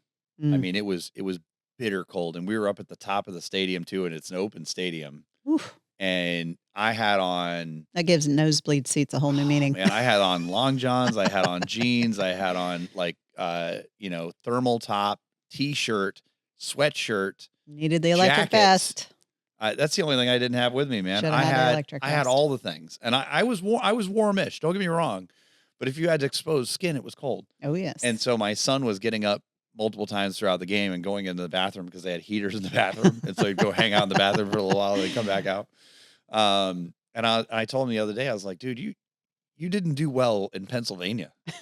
Saskatchewan is different. Yeah. It's a different type of cold. It's like you have no water because everything's frozen. Yeah. Yeah. Like the milk is frozen up there. Like it's just not. Yeah. Well, there's a guy here that's from Alaska, and I've known a couple of people that have moved to Alaska and moved back. And yeah, I mean, they use snow for water. Yeah. You know, I mean, that's just how they do it. Alaska's beautiful. I've never been. I've always wanted to go. I don't think I'd want to go in like the height of wintertime. But I've known a couple of people who've done like Alaskan cruises, and they said it's unbelievably gorgeous. Yeah. So it's on my list. It's on my list too, for sure. Yeah. I'd like to get up there and see it. We have a friend that had retired, and he did this whole trip around the perimeter of the United States. Yeah. Whole thing. And he went up and did everything around the perimeter of Alaska and sent some amazing pictures from that area. And, you know, riding all that on a motorcycle. He was on Africa Twin as well. And, you know, just dirt, pothole filled roads, miles and miles and miles. But you know, my dad did that. My dad went from here to Alaska on the Goldwing. He also went from here to Columbia on the Goldwing. Yeah. Tell me a little bit about Earl. Oh, geez. We have time. Okay. So to set the stage, he's a maverick to every rule and regulation of humanity. I think my dad grew up in a time when people were telling people you can't do things. The Wild West, maybe. That he was too. a pioneer. Yeah, that too. But I mean, my dad's that type of people you like you shouldn't do this. You know, that's what you need to tell him. You tell him you can't do it, and he's like, oh, I bet I can do it. You know, you're like, no, you shouldn't do that. It's not a good idea. You know, but don't stick your finger in the light socket. He's like, I bet I can do that. You know, it's just he's a very interesting guy. And the fascinating thing about my dad is he's traveled all over the world. I mean, literally all over the world. He's gone to every country. You know, he's been to, I mean, just recently went to like Cambodia, Morocco, he went to Vietnam. He just got back from where'd he go? From Thailand. You know, I took him to Dubai. He's been to, Spain and Greece and Italy and all kinds of places. He goes all over the place. I don't know how he does it because he can barely hear. So he basically yells at everybody. And he doesn't understand what they're trying to say to him. Coming to a country near you. Yeah, he doesn't understand what he's trying to say to them. So there's the communication's terrible. But I mean, he's just going to his own fiddle, I guess. He plays to his own drum. I mean, he's just marching to the beat of his own drum. He's a very interesting guy, but he's had some amazing experiences, some really crazy experiences. But he has loved a Honda Goldwing. I mean, he's had a few bikes, obviously, since I've been alive, and the Goldwing was by far his favorite. And he had an older one. I think he tried to sell it to you guys at one point in time, and then decided to keep it. Mm-hmm. And then he ended up selling it, and then he bought the one that he recently tried to sell to you guys.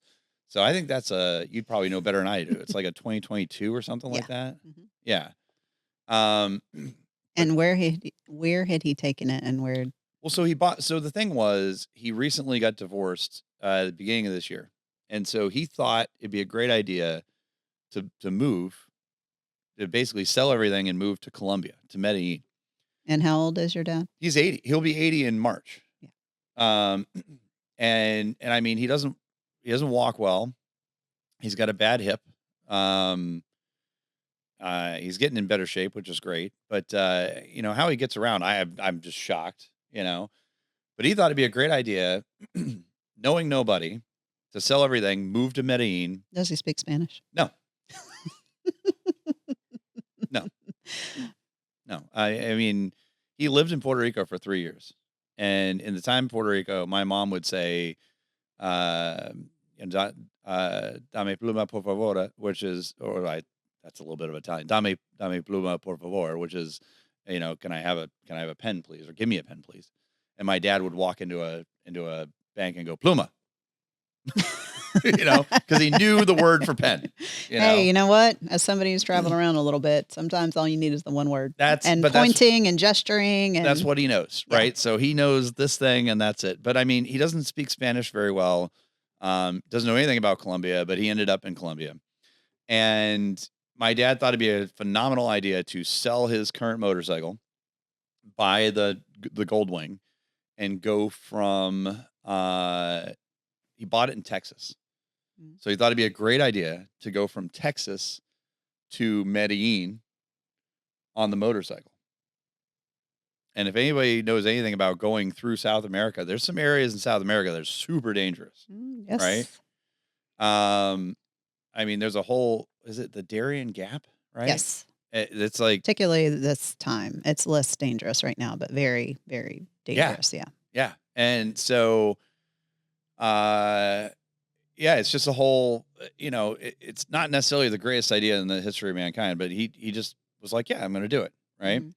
Now, he knew that he was not supposed to bring that motorcycle into Colombia. Yeah.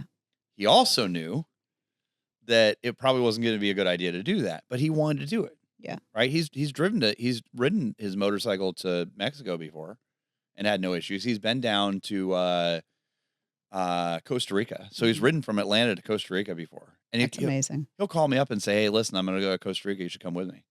And I'll go, no. And he's like, why not? I'm like, well, because I have a sport bike. And from Atlanta to Costa Rica on a sport bike, I'd have scoliosis.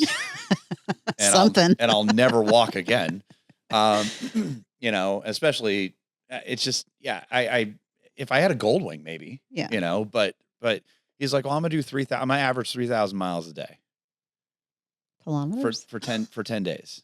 And I'm like, you're out of your mind. Well, I mean, that's impossible. Really, the iron butt is 1,000 in 24 hours. Yeah, I'm not going to do that. Yeah. Like he's a legend in his own mind. He doesn't do that many miles, people, right? 300 a day. Maybe 300 a day, right? Let's be honest. But he'll tell me, oh, I'm going to do 1,000 miles a day or whatever. And I'm like, okay, I'm not doing that. Yeah.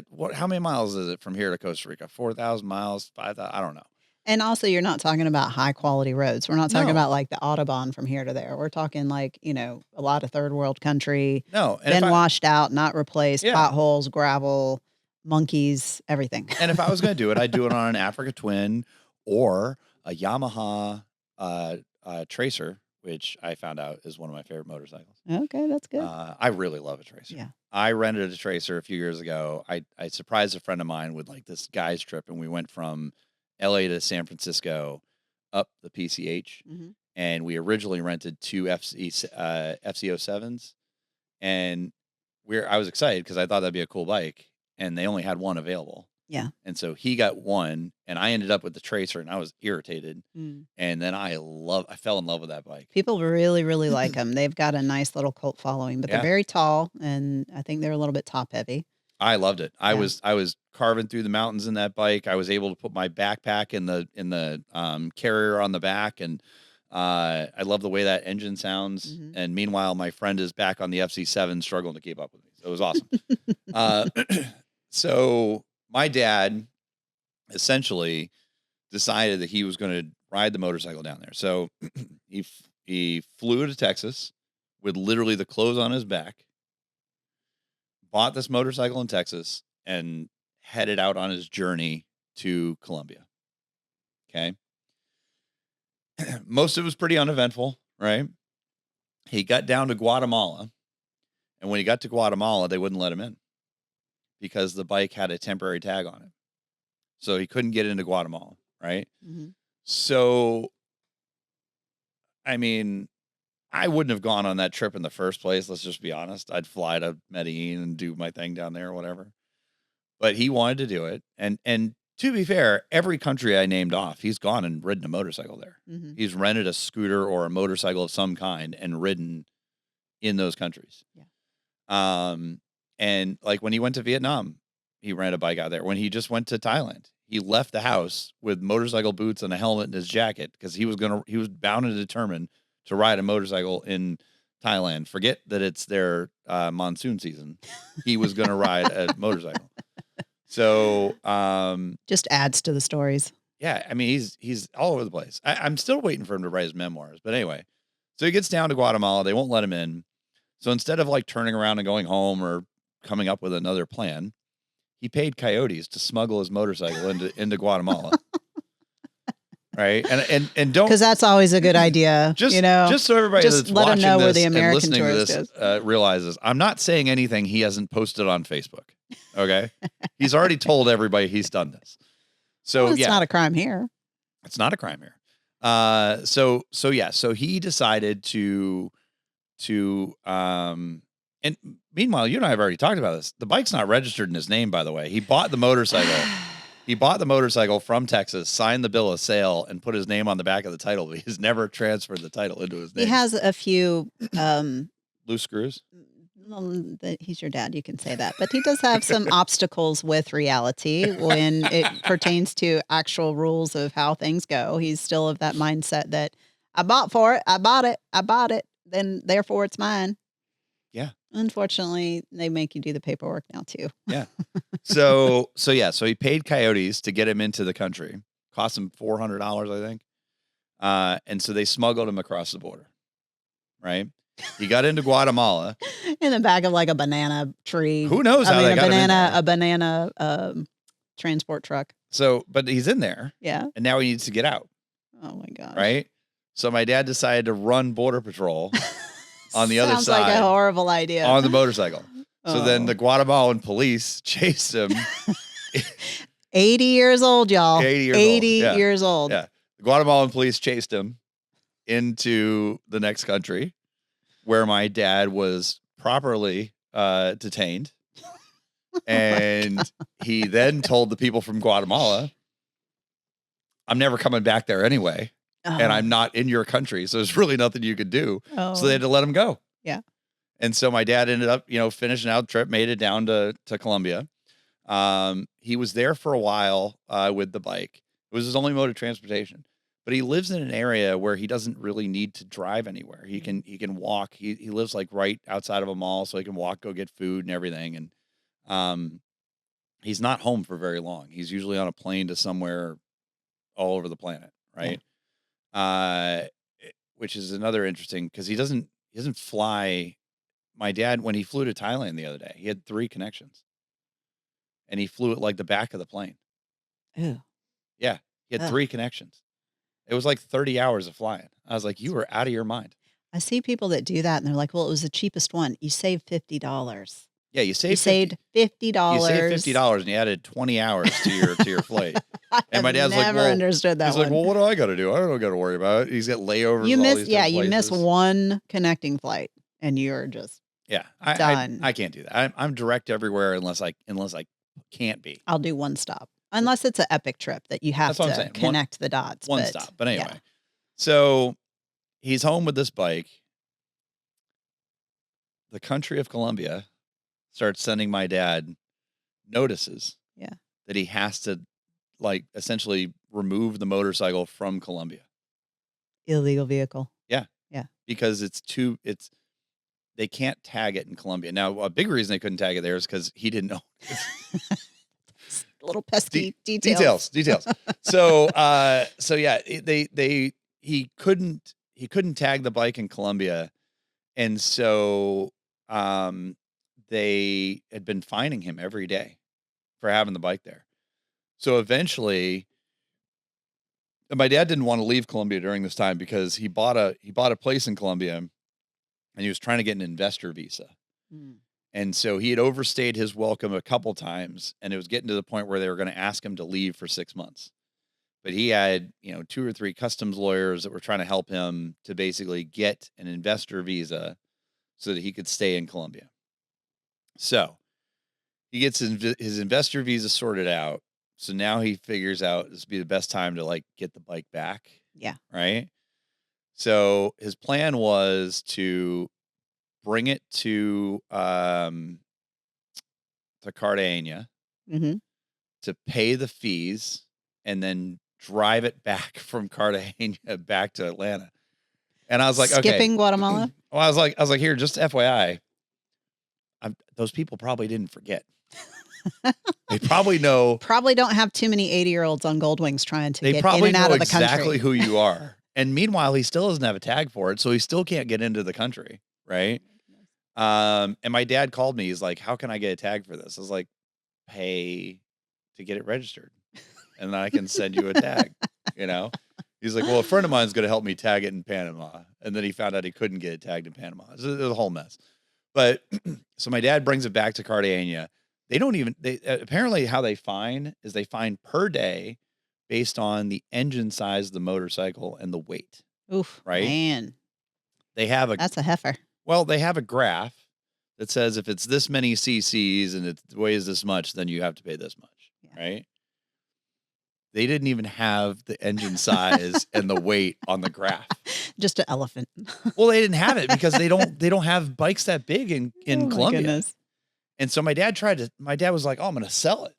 And they told him that like, nobody down here is going to buy that. Nobody down here has $20,000 to spend on a Goldwing. Yeah. Right. And it's not legal in Colombia anyway. So my dad's up there dealing with this whole thing. They basically seized the motorcycle and then had to process it. And then he had to pay the fine. They were going to release it. During the process, they told my dad not to leave Cartagena, that he had to stay there until they were all done and everything. So my dad thought it'd be best to come back to Medellin and fly home because he didn't like the weather in Cartagena during the time. So they called him up, told him that the bike would. And the thing is, here's the thing about my dad is all these stories I'm telling that you'll find out in the future and everything, they're all true. How he's gotten away with it is absolutely insane. He's not the only person like that. He's not. But Candy, he gets away with the most ridiculous stuff. So right before he gets divorced, my stepmom, and my dad, he was bored and he likes to build. And so he wanted to build a tiny house on the little stream that goes behind their house. My stepmom told him not to do it. So he waited until she was out of town to start building. Yeah, she told him not to do it. Yes. Didn't tell him he shouldn't do it. So she told him not to do it. So he waited until she was out of town to start it. And that way she couldn't stop him. Yeah. Right. Yeah. So then he started building it and he wanted the area to look better. So he brought these 2 boulders in to dam the river. The river. I was like, do you understand what you did to the ecological system that's up? He just thought he'd be his own beaver. Well, he wanted to have a swimming hole. Oh, because that's his whole creek or river. He also built the building too close to the water illegally with no permits or anything, right? So he was flying under the radar for a while until the next door neighbor went to sell their property, saw the house, reported him to the county. The county came out, gave him a cease and desist. So my dad found out that if it's a trailer, they can't stop him. So he bought a trailer on Facebook Marketplace. Just exhausting. It just sounds exhausting. The best part about my dad is my dad will sit here. If he was here right now, he'd tell you how expensive that was, how much of a headache it was, and how frustrating it was. Meanwhile, never recognizing that the whole reason it happened in the first place because he did it. It's all your fault. This is on you, buddy. It's the county. They made it more difficult. But yeah, he bought a trailer off Facebook Marketplace that was burned, had a bunch of guys come over and strip it down to the frame, bolted the frame to the bottom of this thing, cut it away from the supports, put a tag on it, and had it inspected by the county. No, okay. So he had a structure already. Yep. And he goes and buys a burnt up trailer, like the kind you see on a fire on 75. Yeah, it was a full blown like 5th wheel RV. Okay. And where does he buy such a thing? Facebook Marketplace. You get to. This is why I'm not on there, people. I don't there know all needs kinds to of be random some stuff. kind of rules, okay? Burnt up roadside vehicle fire. No, that should not be able to be sold. So he goes through all that effort and he gets some people to actually lift up a structure he already built and put it on top of said burnt up trailer. He put he slid the trailer underneath it and then bolted the trailer to the structure and then cut it away from the supports, right? So it was elevated already. It was elevated already. It had to be elevated because it's on the side of the cliff that goes down to the water. Right? Okay, so I will give him credit for being very inventive. Oh, he's inventive. The best part about it was the county came out and certified it and said it was legal because it has a tag on it now. But he tagged that. He tagged the burned up trailer. He tagged the burned up trailer. But the county told him that he could not put running water and sewer system in there, right? Which he already had in the ground before before they left. So yeah, I mean, again, he's the guy that says I think he's kind of in line with those people that create the warning tags on everything. 100%. Yeah. Yeah, they're on there for a reason. Yeah. Warning, don't put the hairdryer in the bathtub to warm up the water. But he got the bike back, right? He got the bike back. He paid the fees. I think it was like 100,000 or 200,000. I forget what it was. It was a really high number, but it was in their money, which worked out to be like $700. You owe us 2 million pesos. Yeah, whatever it was, the number he told me it was really high, and then when he told me what it was in US, it was like $700. You had a heart attack and then you're okay. Well, and then they gave him a discount because he paid in cash or something like that. I'll bet they did. So American dollars. Yeah, it was like 50% or something. I think he only paid like $350 something. But so he ships the bike to Panama. Yeah. He put it in an Indian dealership in Panama, and the guy told him it would never sell because of the price of the bike. And then my dad ended up shipping it back to he was going to ship it to Miami and then drive it from Miami to Atlanta. He ended up shipping it to Atlanta, and then he was going to bring it here and sell it. And then that was going to fund his trip to Japan and China. Mm. But he didn't sell it to us. He didn't sell it here because he still doesn't own it. And it's because Candy was really mean. Titled. Dude, I understand you paid for this thing, but according to the state, you don't own it yet until you get that little piece of paper with your name on it and not their name on it. The best part about it was he was so frustrated when he left here. And to Candy's credit, she texted me earlier. It was like, hey, heads up. Here's what happened with your grenade dad. Incoming to you. So my dad calls me up and says, he calls me up from the showroom down there, calls me up and says, he starts giving me his version of the story. Meanwhile, somebody's sitting in your showroom telling my dad, oh, no, you own the bike. You could sell it. She doesn't know what she's talking about. I said, Dad, how many motorcycles did that guy sell last year? How mame motorcycles do you think WOW sold last year? You think they might know what they're talking about? We don't know. We don't know what we're doing. Yeah. Well, the best part was he drove from here to North Georgia. Mm-hmm. He's got a guy up there that would sell his bike for him. Yeah. So we drive up to this guy's house. And what house. dealership does that guy have? His dealership is his house. He likes to put cars and motorcycles in his yard with a for sale sign. All right. He's already sold my dad's trailer and his old motorcycle and his old car. But probably tagged and titled in his name. 100%. Yeah. Yeah. You know what? Don't ruin a good story. Oh, I'm sorry. It's all the details. With factual details. That's going to ruin the story. But yeah, so we drive up to this guy's house. My dad doesn't have this guy's phone number. We drive all the way to where? Cleveland, Georgia. Oh, my God. From Marietta, Georgia. For those of you who live here, it's not close. No. It's that 2 hour, everything's 2 hours from wherever you are in Georgia almost. Yep. Or at least an hour. So he drives up there. He doesn't have this guy's phone number, shows up at this guy's house, knocks on his door. Right? Oh my God. This guy comes out in like sweatpants and a t-shirt, like so confused as to what's happening. And my dad's like, hey, I got to get going. I got to clean out my storage unit. I need you to sell my bike for me. And this guy's like, okay, Earl. And so he looks at my dad and he goes, all right, I'm going to run inside. He's like, I'm going to work up a bill of sale. I just need you to sign it, so I have it. And he's like, do you have the title? And my dad says, yeah. My dad says, yeah, I have the title. And he shows to this guy, and this guy takes one look at it and he goes, Earl, you need to put the bike in your name. And my dad's like, no. And he pulls out his file folder and he has a bill of sale from the dealership. And he goes, well, I've got this, blah, blah, blah. And so somebody told him that if he didn't sign the back of that title, that he could have done it, that he could have sold it. And so my dad's like, well, I'm going to call the dealership and see if they can reissue me a title. Oh, and I was like, why are you going out of your way? I said, you're going to make your money back when you sell the bike. It's like going around 285 to go next door. Jesus. He'll do that. Oh my God. I mean, to be fair, just no judgment. To be fair, when I was 17 years old, I bought a Honda Civic Si brand new from the dealership. And I was going through the break-in period. And so on a Saturday, I did laps around 285 to get to the break. To get to the break-in mileage, so I could put an intake and exhaust on the car, people. I had goals, and I had a friend of mine in the car. We drove around all day, and we had a great time. Yeah, but that's a purpose. That's not like saying, I'm going to go from Roswell Road to Abernathy, but I'm going to go freaking westbound to do it. Yeah. Yeah. Sounds like that's what Earl's doing with this title. I'll tell you. So his friend all the place. way up in Cleveland took it and stuck it in his front yard? Sure did not. No, in fact, he told us that he could not do that.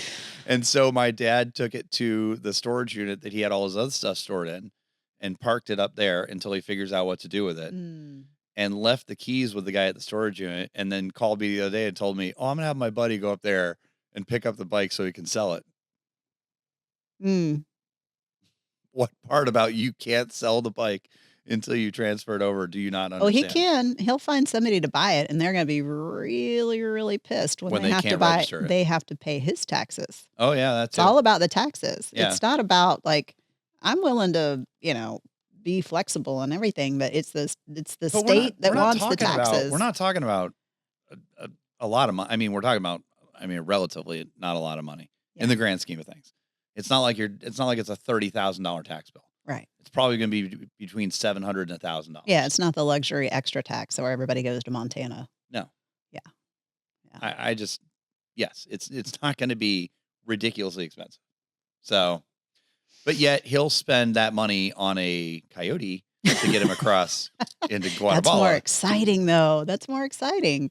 It's about, I think a lot of it's about patience. He wants it right now, wants to do this right now, and doesn't want to wait on anybody. Yeah.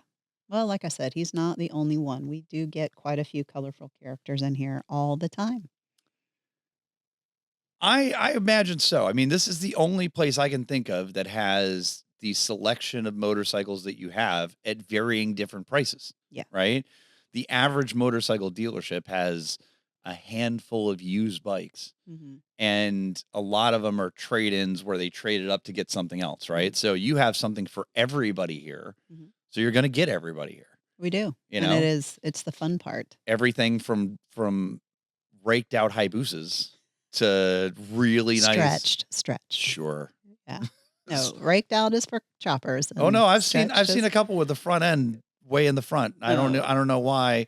We saw a 3-wheeled Hayabusa not too long ago. Yeah. With basically the front end was cocked out, so the front wheel was out almost like a chopper. But it had 3 wheels in the back, but they weren't the way you think they'd be. They weren't on either side. It was one behind the other. Yes. The extreme stretch, yeah. There is something for everyone. Where are you going? What are you doing? Leave a comment below so we know why you chose to do that. Because if it makes the bike faster, I'd love to know. Yeah. It can't turn, I can tell you that. Yeah, that is not the course that you want to, or that is not the bike you want to be using for the figure 8 course. That is for sure. No. But everybody has their thing. There's some people that's the most amazing feat of engineering ever. They're looking at that, wanting it in their living room. Some of the stuff that I've seen people do with their bike is some amazing engineering. Yes. I don't know how they came up with it, but kudos. Yeah. Little welding will solve anything. Yeah. We can do anything with enough of welding material, some duct tape and zip ties. We can I'll do tell it you, all. a friend of mine just bought a Aprilia RSV, and beautiful bike. I rode it for the first time not too long ago. Awesome. Love the way that bike sounds. I don't like riding with him because I'm over there just like, I wish my bike sounded like yours. It's a great looking bike. It's a great sounding motorcycle. He bought it used from a diesel mechanic. That's interesting. The diesel mechanic tightened everything on that motorcycle to diesel spec. Everything on that bike is over tightened like you would not believe. Yeah. We were trying to do an oil change on it. It was like, oh my God, why is this set to 100 foot-pounds? Like, what is happening? Yeah. Yeah. Yeah. Well, a lot of people don't know how to Google stuff. Yeah, Google's overrated. Yeah. Just do it. Do it until the air gun stops. Well, maybe it's just the noise they like. I like the Like, noise. that's tight enough, and then everything's all rounded off, and Yeah, it makes it look better. Yeah. I like smooth edges. smooth edges. I ain't gonna be the one that have to take it off later. I'll tell you right now, if I wasn't worried about having to take stuff off later, I'd have a lot more secure stuff. Yeah, I bet. Yeah. Yeah. But I mean, I've been there, right? I've not tightened my I went for all the pretty stuff. Like when I was first starting to ride super bikes and stuff, like I'd have like the matching oil cap cover Mhm. that was like billet aluminum. Yeah. Right. Yeah. But we didn't realize it was made in China and that billet aluminum didn't have the exact same thread pattern. Right. And so when you tightened it really tight, and I was up in Deal's Gap and going around and doing all that stuff, and it popped off, and I noticed that there was oil on my shoe. Mhm. Yep. It's Small- those things you have to small learn by details. doing it yourself, because you don't listen to those people who might have advised you otherwise. But that's okay. Everybody learns at their own pace. Sometimes it takes them 80 years. Some people don't ever. Really, that's all that's about. But we see everything here. We see people who keep their stuff immaculate and everything is perfectly done. Everything's Loctited. Everything is done to spec. And then we see people that, like, you got to break out the torch to get stuff off. Yeah. And yeah, it's always interesting figuring out how to unmess up something is a nice way of saying it. So what she's Yeah. saying, people, is if you need work done, bring it here to where qualified professionals can work on your motorcycle. Yes. Don't try and Don't- figure it out. Don't bring us your JB welded stuff, though. That's you're just going to have to replace all that. Yeah. And you got to be prepared for that. details. Yeah, it is Yeah. details. Yeah, we've recently started going after a little bit of broader work spectrum because we have the guys that have the talent to do it. But the deal is, like, if you bring in the can of worms, you got to bring in the understanding and the financing behind it. We're not going to take your can of worms and only pull out 3 worms. We're going to pull them all out, and we're going to leave you a nice clean can, because I mean, that's you how it can't pick and goes. choose. Yeah, that's how it goes. I mean, Yeah. and we had that conversation, when you start getting into more of the like supercars, right? Mhm. People don't understand supercars. You buy them. It's not like, oh, I bought a Lamborghini or McLaren, especially McLaren, Lamborghini, McLaren, Ferrari. Oh, I bought these cars. They're cool. They are cool. Guess what? They need regular maintenance, whether you buy that thing or not. And that regular maintenance is thousands of dollars. Oh, yes. And Yep. if something goes wrong, or if you put something in that car and it screws it up, those are thousands of dollars, Yes. And I told somebody a while ago, I mean, I did it to myself, honestly. I got in my Aston Martin the other day, and I was enjoying it. I was having a great day. I got a couple compliments on the car. I was feeling good about it. I got out of the car. I said to my friend, I said, it's been a while since this car's had service. Ah, And I got in, and it was like, service C due in 28 days. I was like, oh my God. $10,000, sir. Yeah. Ching. But the funny thing is, right? So, like, if you have to know that going in, You do. You do. and I run into these people, and they're like, "Oh my God, it's so crazy," and I'm like, "Yeah, I mean, these are expensive toys." Mhm. And if you're going into it and you're like, "Oh, I'm gonna buy these, and I'm gonna pay 150 grand for this car," and you don't realize that every year it's gonna cost you $3,000 to maintain it, plus insurance, plus one of the reasons that people have issues with cars and motorcycles is because we don't drive them enough. Mhm. You look at people like my dad, who has, his old bike had 80,000 miles on it or something like that. Mhm. Never had an issue. Yeah, we do find that often here, and that's why I'm not necessarily afraid of high mileage bikes as long as they've been well cared for, because you can have a bike that's got 30, 40, 50, 60, 70,000 miles on it that's been properly maintained. Everything's been ridden. It's all the lubrication's happening because it's getting ridden, it's getting heated up, it's getting cooled down. And then you have a bike that's sat for 10 years and it has 400 miles on it. Yeah. Which one is going to cost you more money? Well, and that bike that sat for 10 years, all the seals are bad. Correct. It's probably leaking something. Mhm. And if Right. it's not, it will be the first time you heat it up Yeah. well. So, yeah, that's the thing that we try and really let people understand right out of the gate. And if they don't have the understanding of that, then we won't take it in, because we know what's going to happen. Yeah. We But know I mean, that to it's be going to be an fair, argument. I fall under that category, right? Like I really would like, for the motorcycle people listening, I'd really like another RC51. I love Yeah. that bike. Yeah. I thought it sounded great. It looked good. Nicky Hayden rode one Yeah. and he won a Handles well. championship on it, right? Yeah. I mean, it was a great motorcycle. Yeah. The V sound is fantastic. It is. And I've had 3 of them. I have Yeah. nothing to show for it today, but I had 3 of them at one point in time or another. Right. I really want a Nicky Hayden version of that bike, right? The Yeah. the SP2 version. And would love to have a Nicky Hayden bike. I found one on, I don't know, Bring a Trailer or something. Mhm. And they wanted stupid money for it. I mean, they wanted They like will. $22,000 for it. And it had like 100 miles on it. And I'm like, you realize all the crap I'm gonna have to do Mhm. with that bike? Mhm. That bike's gonna need all new seals. Yep.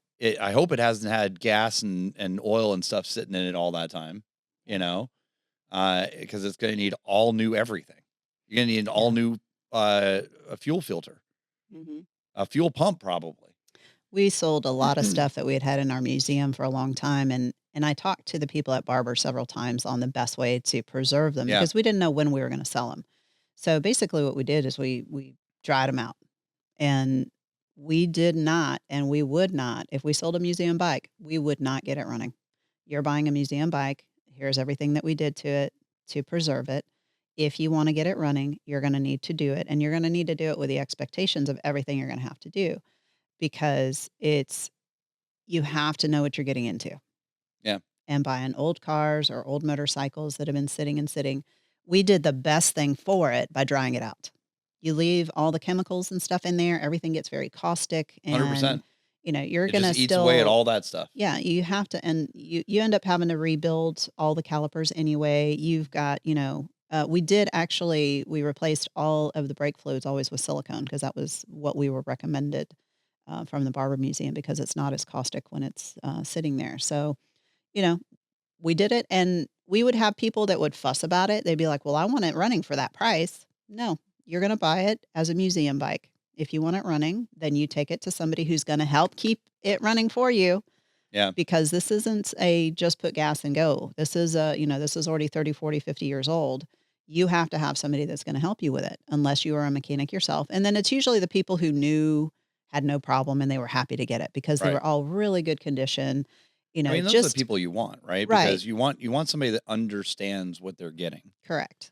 And I mean, to be fair, when it comes to cars and motorcycles, nostalgia plays a big part. We see all these old bikes and these old cars, and we're like, "Oh my god, I'd love to have a 1970 Chevy Chevelle Super Sport with a 454. I'd love to have an old Vincent motorcycle, right?" Yes. And you're like, "These would be amazing, Right. right?"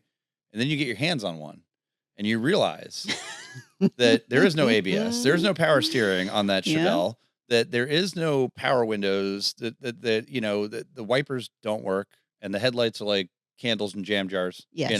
Yep. and if you're going into it and you're thinking this is going to be exactly like the BMW that I drive every day, I'm just getting the car I always wanted, then you're sadly mistaken. Same thing if you wanted to buy a Vincent today. Vincent's an incredible bike. I'd love to own one, Mhm. right? I'd love to own some of these, older Yamahas and older Hondas. It'd be incredible. With that being said, if you're going into it, getting off of your Triumph 765 Moto 2 limited edition bike, and you're like, "Oh, I'm going to ride this the same way I ride that." No, you're not. No. No. And you can't sit it in the garage the same way you sit that bike in the garage. No. You have, the people that are getting into this have to know, they have to be passionate and collectors and have to know what they're doing. Yeah. Right. Carbureted bikes are going to be leaking. You're going to have to redo that 100%. all the time. You got to dry them out. Batteries, batteries, batteries, batteries. Oh my God. Any collector, number one pain in the ass, batteries. Yeah. Yeah. You got cords everywhere if you're trying to keep them up, or every time you go to turn something on, you need a battery. It's really like, we didn't even bother with them. We're like, Hey. nope, we'll give you a battery when you buy it. You know what's fascinating to me is that when it comes to motorcycles, I pretty much had battery tenders on every bike I've ever owned, Mhm. right? It was just kind of like understood that that's what you're doing, even if I was riding it all the time. Yeah. And I was riding in my 20s and 30s. I was riding a lot. But if you get 5 years out of a battery, that's good for Oh, it's motors. great. Was That's great. like, I think, max. Right. There may be some that could go a little bit longer if you take care of it. But yeah. However, you flip to the supercar market. Mm-hmm. if you don't plug these things in on a daily, Right. you're walking out to a dead car. Yes. And if a motorcycle dies and you put a new battery in, it's not necessarily the end of the world. No. If a supercar dies and you put a new battery in it, Oh man, yeah. you need to got run through all kinds of of checks, and it's got to go in for service. I mean, It's like a Windows 11 update they got to on a reset Windows 7 everything. machine. Oh, it's awful. It's awful. I mean, yeah, Yeah. it's awful. I regularly come up to my car and it has just unpaired itself with my phone and it won't let me in regularly. And it's stupid. I don't know. I don't get it. And yeah. Anyway, the more tech they put into these cars, the more difficult they make it just for just getting into them. I Just opening the door. Yeah, it's funny because across my 4 cars, all of them have the start button in a different place. They all have a different startup procedure. They all have different screens and no screens and this screen and that screen and everything. And it's such a weird thing. It's like the more tech I see in some of these cars, the more finicky they are. Yes. But then you get things like a McLaren that has very little tech. It doesn't have Apple CarPlay or Android Auto. It doesn't have buttons on the steering wheel. It But doesn't has have. a lot of electrical issues. It's because it's British Electrics. Yes. Britain, I don't know what y'all's deal is with the electrics, but To be fair, since the dawn of knock on wood, mine time. are doing okay. Yeah, So we're fine. don't jinx yourself. Yeah, I'm not Yeah. jinxing myself. Yeah. Nice. Well, the British are known for many things. Poor electrics is one of them. So. All right. Well, on that note, how do people find out more about you? Everything I've got right now is online. Unlike a few years ago. So it's Two Car Guys podcast on Instagram, on TikTok and YouTube. It's Two Car Guys Show on Instagram. We post a long form video once a week, and we post shorts literally every day.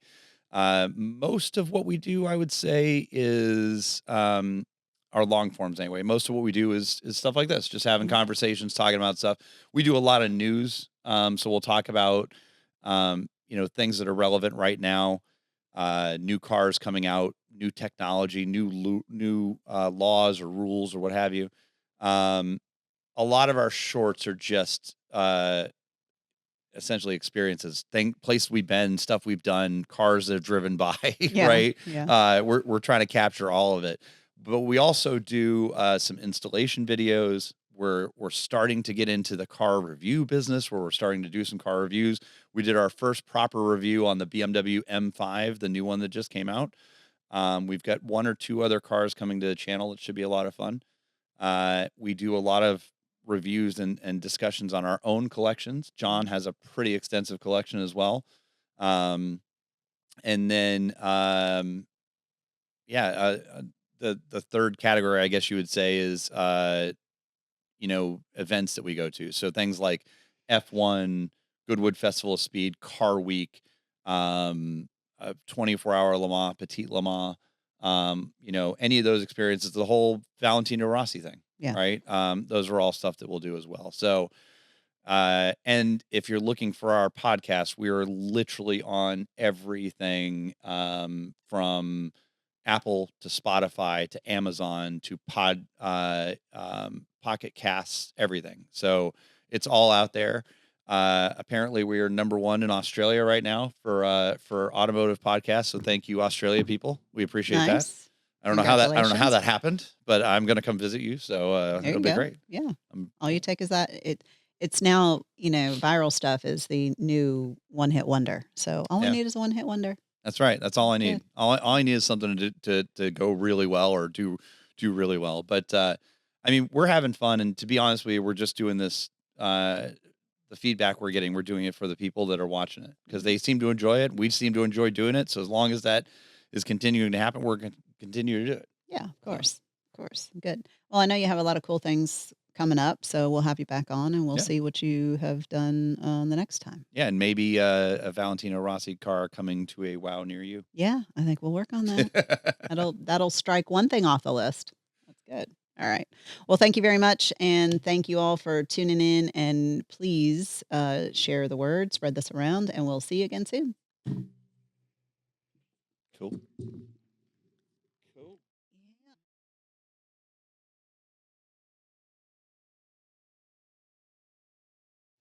Thank you for tuning in to Candy's World on Wheels podcast. Leave a review anywhere that you're listening to this podcast, please. And thank you. Reviews really do make a very big difference in the growth of our channel. I guess this was our jumping into getting everything done. And then we had to add those other two quickly because we ended up doing a couple of podcasts or whatever we're calling them. Yeah. But it's all worked. Duncan's been able to overcome our tech issues pretty regularly. Duncan, I absolutely cannot see you now. That's not the face of somebody who is overcoming. Master control, or was that say disaster control or master control?